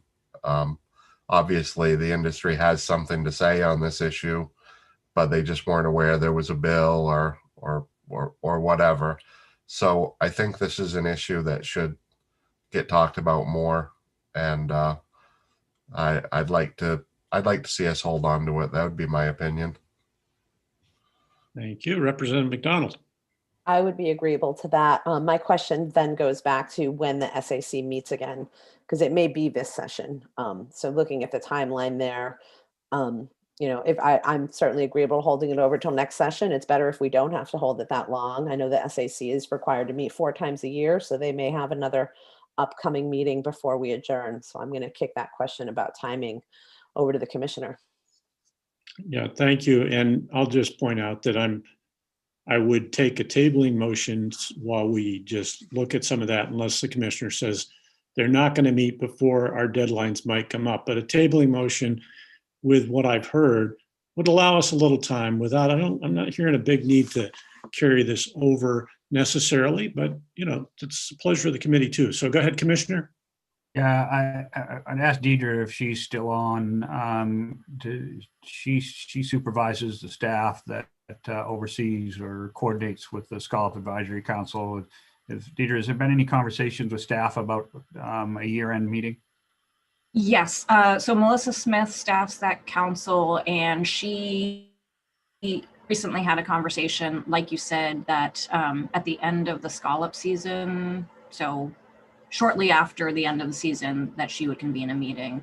That would still probably be sometime in April, I would suspect. This being the first year where we go later, I don't have the deadlines in front of me, but Lynn, May, when do we have to have 100% reported out, Lynn? If you have that. I do have that. You're supposed to have 100% voted out on May 21st. Oh, yeah. So Oh, wait. Voted May 7th. Voted May 7th. Okay. Reported out May 21st. Commissioner?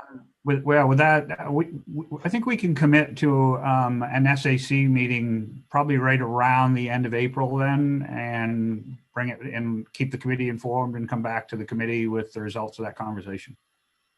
Great.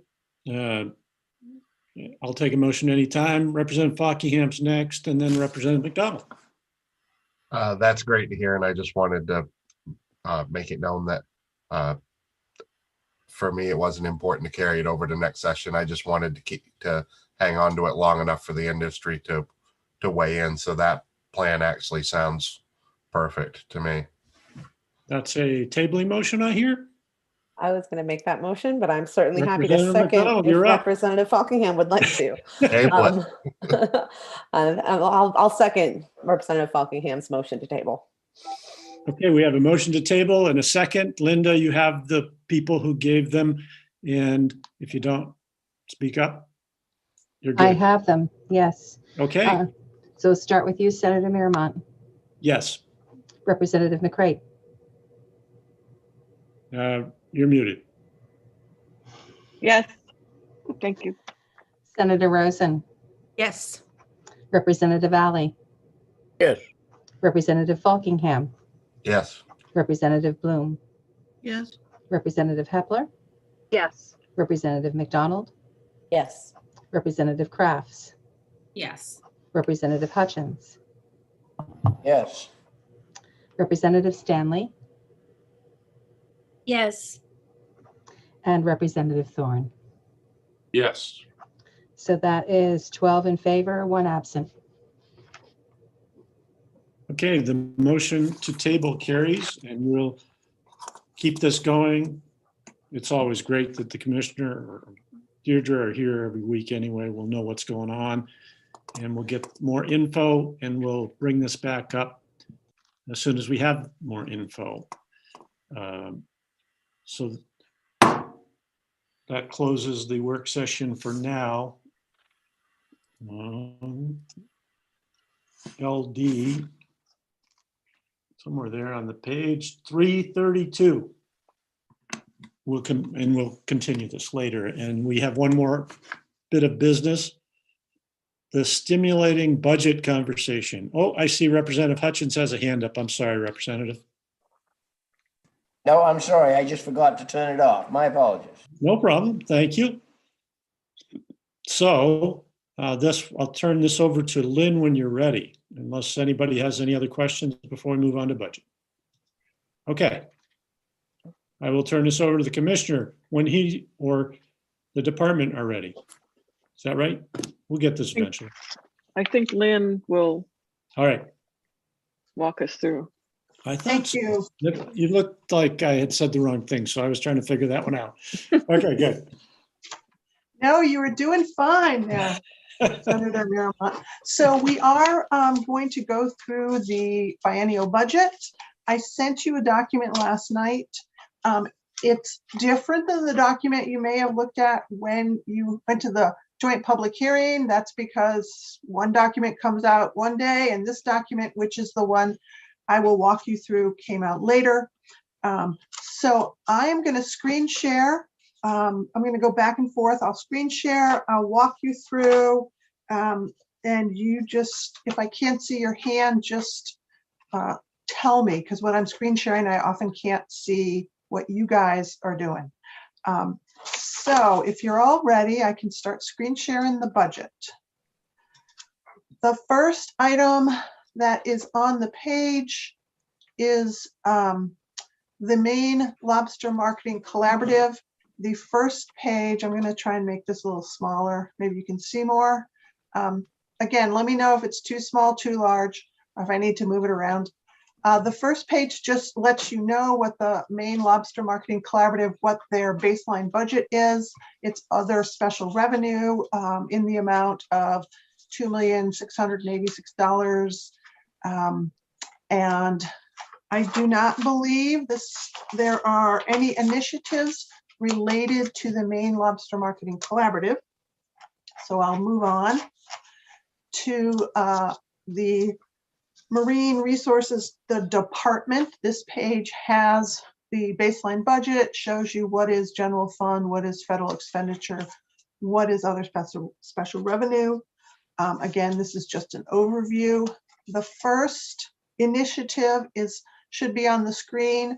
This is an initiative worth $3,468 in this fiscal year 21-22, and then $7,900 and I can't actually see. Oh, $799 in 2022-23. This transfers and reallocates one marine specialist, reallocates the funding. There are several initiatives in this budget that deal with either reallocating and transferring money from one fund to another regarding employees. There also are several that are employee initiated or management initiated reclassifications. If it's the pleasure of the committee, I can go through like ones, and if you would like to vote them as a block, you can. So unless I hear otherwise. So this is the first one that transfers and reallocates costs. The second initiative. Then we are voting today on this? It's the pleasure of the committee. The report back is not due till next Wednesday. So it's, I can just go through it and you can vote later, or you can vote as I go. We're missing two people now, at least. Let's make sure that people who had to not be here, who want to be here, know that we're going to vote on it next week. And you won't require a full review. We're reviewing it now. If someone wasn't here, they can review the materials that you sent, but know that we will vote next week. And if you have any questions, we'll answer those. Okay? Okay, so I'll just thank keep you. going. I'll keep going. Good. The second initiative, the second and third, which you see on the screen, one reorganizes a position and transfers funds in the amount of $20,654, 21-22, and $7,337. The next one reclassifies one position, and I believe that was a employee initiated reclassification. Again, $667, $780. We have another reallocation in the amount of $18,627. So you'll see it goes out of one fund and into another fund. So out of special revenue and federal expenditure funding. So this is aligning work effort with the funding source. The next one, which is reference 2055, in case you get lost, transfers and reallocates a position, and the dollar amount is $44,031 in this fiscal in 21-22. And then again, that's additional allocation, reallocation of funds. Then we're on the one that says reference 2057. This again reallocates a position from other special revenue and general fund to a different split among those sources of funding. Again, this was aligning work effort with appropriate funding. The next one is very similar, reallocates a marine resource technician position. And I'm just going to keep going because I'm assuming none of you have questions for the commissioner about reallocating. This one's a little different. This one continues a position that had been previously continued under a financial order. And so this position is for the lead coordinator for the department's projects totaling over $1 million in grant funds. And this has to do with testing experimental lobster fishing gear, modifications. There's quite a long justification that you may all kind of be familiar with because it has to do with the North Atlantic whales and the taking reductions. This one, we're getting is something different here. This one reduces funding for the rent that the department pays in Bangor. So that's a savings of 30,000 in those 2 fiscal years. The next one is a transfer of 19 positions from the Bureau of Marine Science program to the Sea Run Fisheries and Habitat program. And there is a language part that I will show at the end that's related to this creation of the Bureau of Sea Run Fisheries and Habitat program. So you'll see the dollar amounts associated with that: general fund, federal expenditure, other special revenues. And again, the department is proposing to reestablish the Sea Run Fisheries and Habitat Bureau. The next one is reclassification for several positions. I think there's about 10 positions in here that are being reclassified. This was effective December 2nd of 2022. Then the next one is another reclassification, which reclassifies various positions effective January and February of 2020. Then we have funding for another reclassification of a variety of positions. This is a realignment of funding to better reflect work being performed.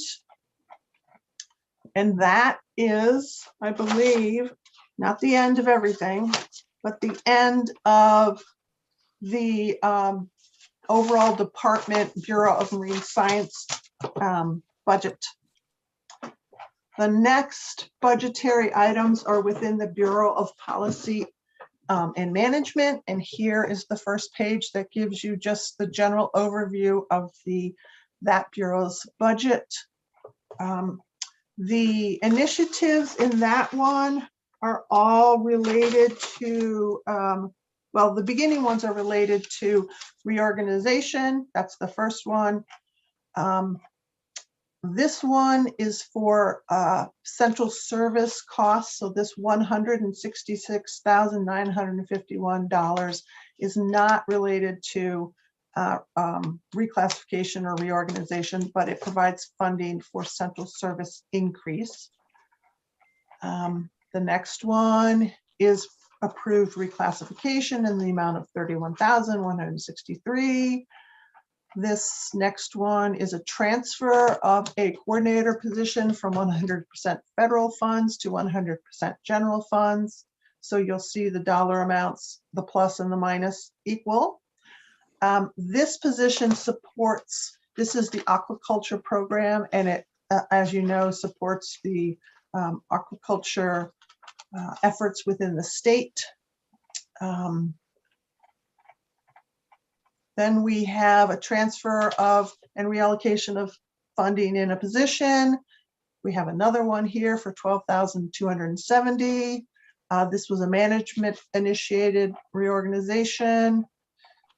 We're here down to, there's 2 initiatives under this in the amount of $300,630. And this is again, the aquaculture program and the transfer of one position from different funding sources.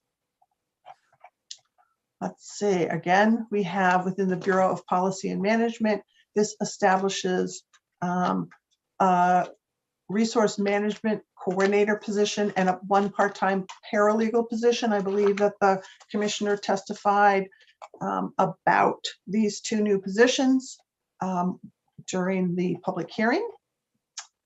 And then we are at the end of the Bureau of Policy and Management, and I got to catch up on my pages. The next part is the Bureau of Public Health within the department, and this page has their general budget, and they also have several reclassifications. The one here is a reclassification of 4, 5, 6, 7, maybe 10 positions. And this was an initiative to reclassify various positions that was approved by the Human Resource Department. Again, a reclassification for 16,166. Another reclassification with dollar amounts of 3,280, 754. And that is all within the Bureau of Public Health. So that was all reorganizing, reclassifying employees. And then we have the Marine Patrol, the Bureau of Marine Patrol. And this is the overview of this budget. And there is, let's see, I believe only one initiative in Marine Patrol, and that is to continue a public service management position that was previously continued through a financial order. So this will continue it in the biennial budget. Oh, actually, I may be wrong. No, that was it. And this talks about the captain's position, because as you see, the one position and the cost associated with it. So there is an explanation there about what that position is going to do. And again, this page is the overview of the Marine Patrol budget.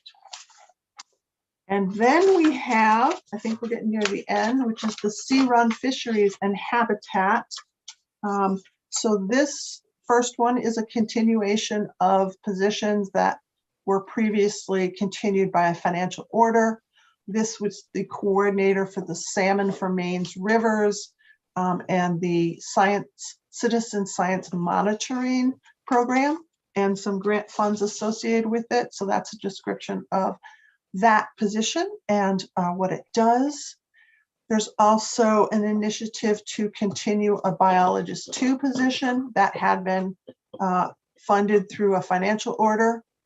This position is the lead coordinator for the Bay of Fundy Connectivity Project and a $30 million project that provides for increased fishery resources. And that's that one. And then this page has transferring of 19 positions from the Bureau of Maine Science Program into the Sea Run Fisheries and Habitat Program. So as the commissioner testified to, they are moving positions to create this this Sea Run Fisheries and Habitat Program within the department. And these are all the initiatives related to that. And then we get to the overview of the Sea Run Fisheries and Habitat budget. And then we have, I think, the last item, which is the language part that you would be voting to approve, which establishes the Bureau of Sea Run Fisheries and Habitat Program and speaks to the transferring of funds to create the program. So that is the overview of the budget that you will be voting on. Should I leave it up, take it down? What is the committee's pleasure? Well, I think you should take it down because we can't control it, and folks all have it if they wanted to look at it separately, but I'd encourage everyone to take a look between now and next week when we will vote in case any questions pop up from that briefing or your own studies. Representative Fockingham. Thank you, Senator. Lynn, would you mind putting that in the comments real quick? I'm sorry, what was that request?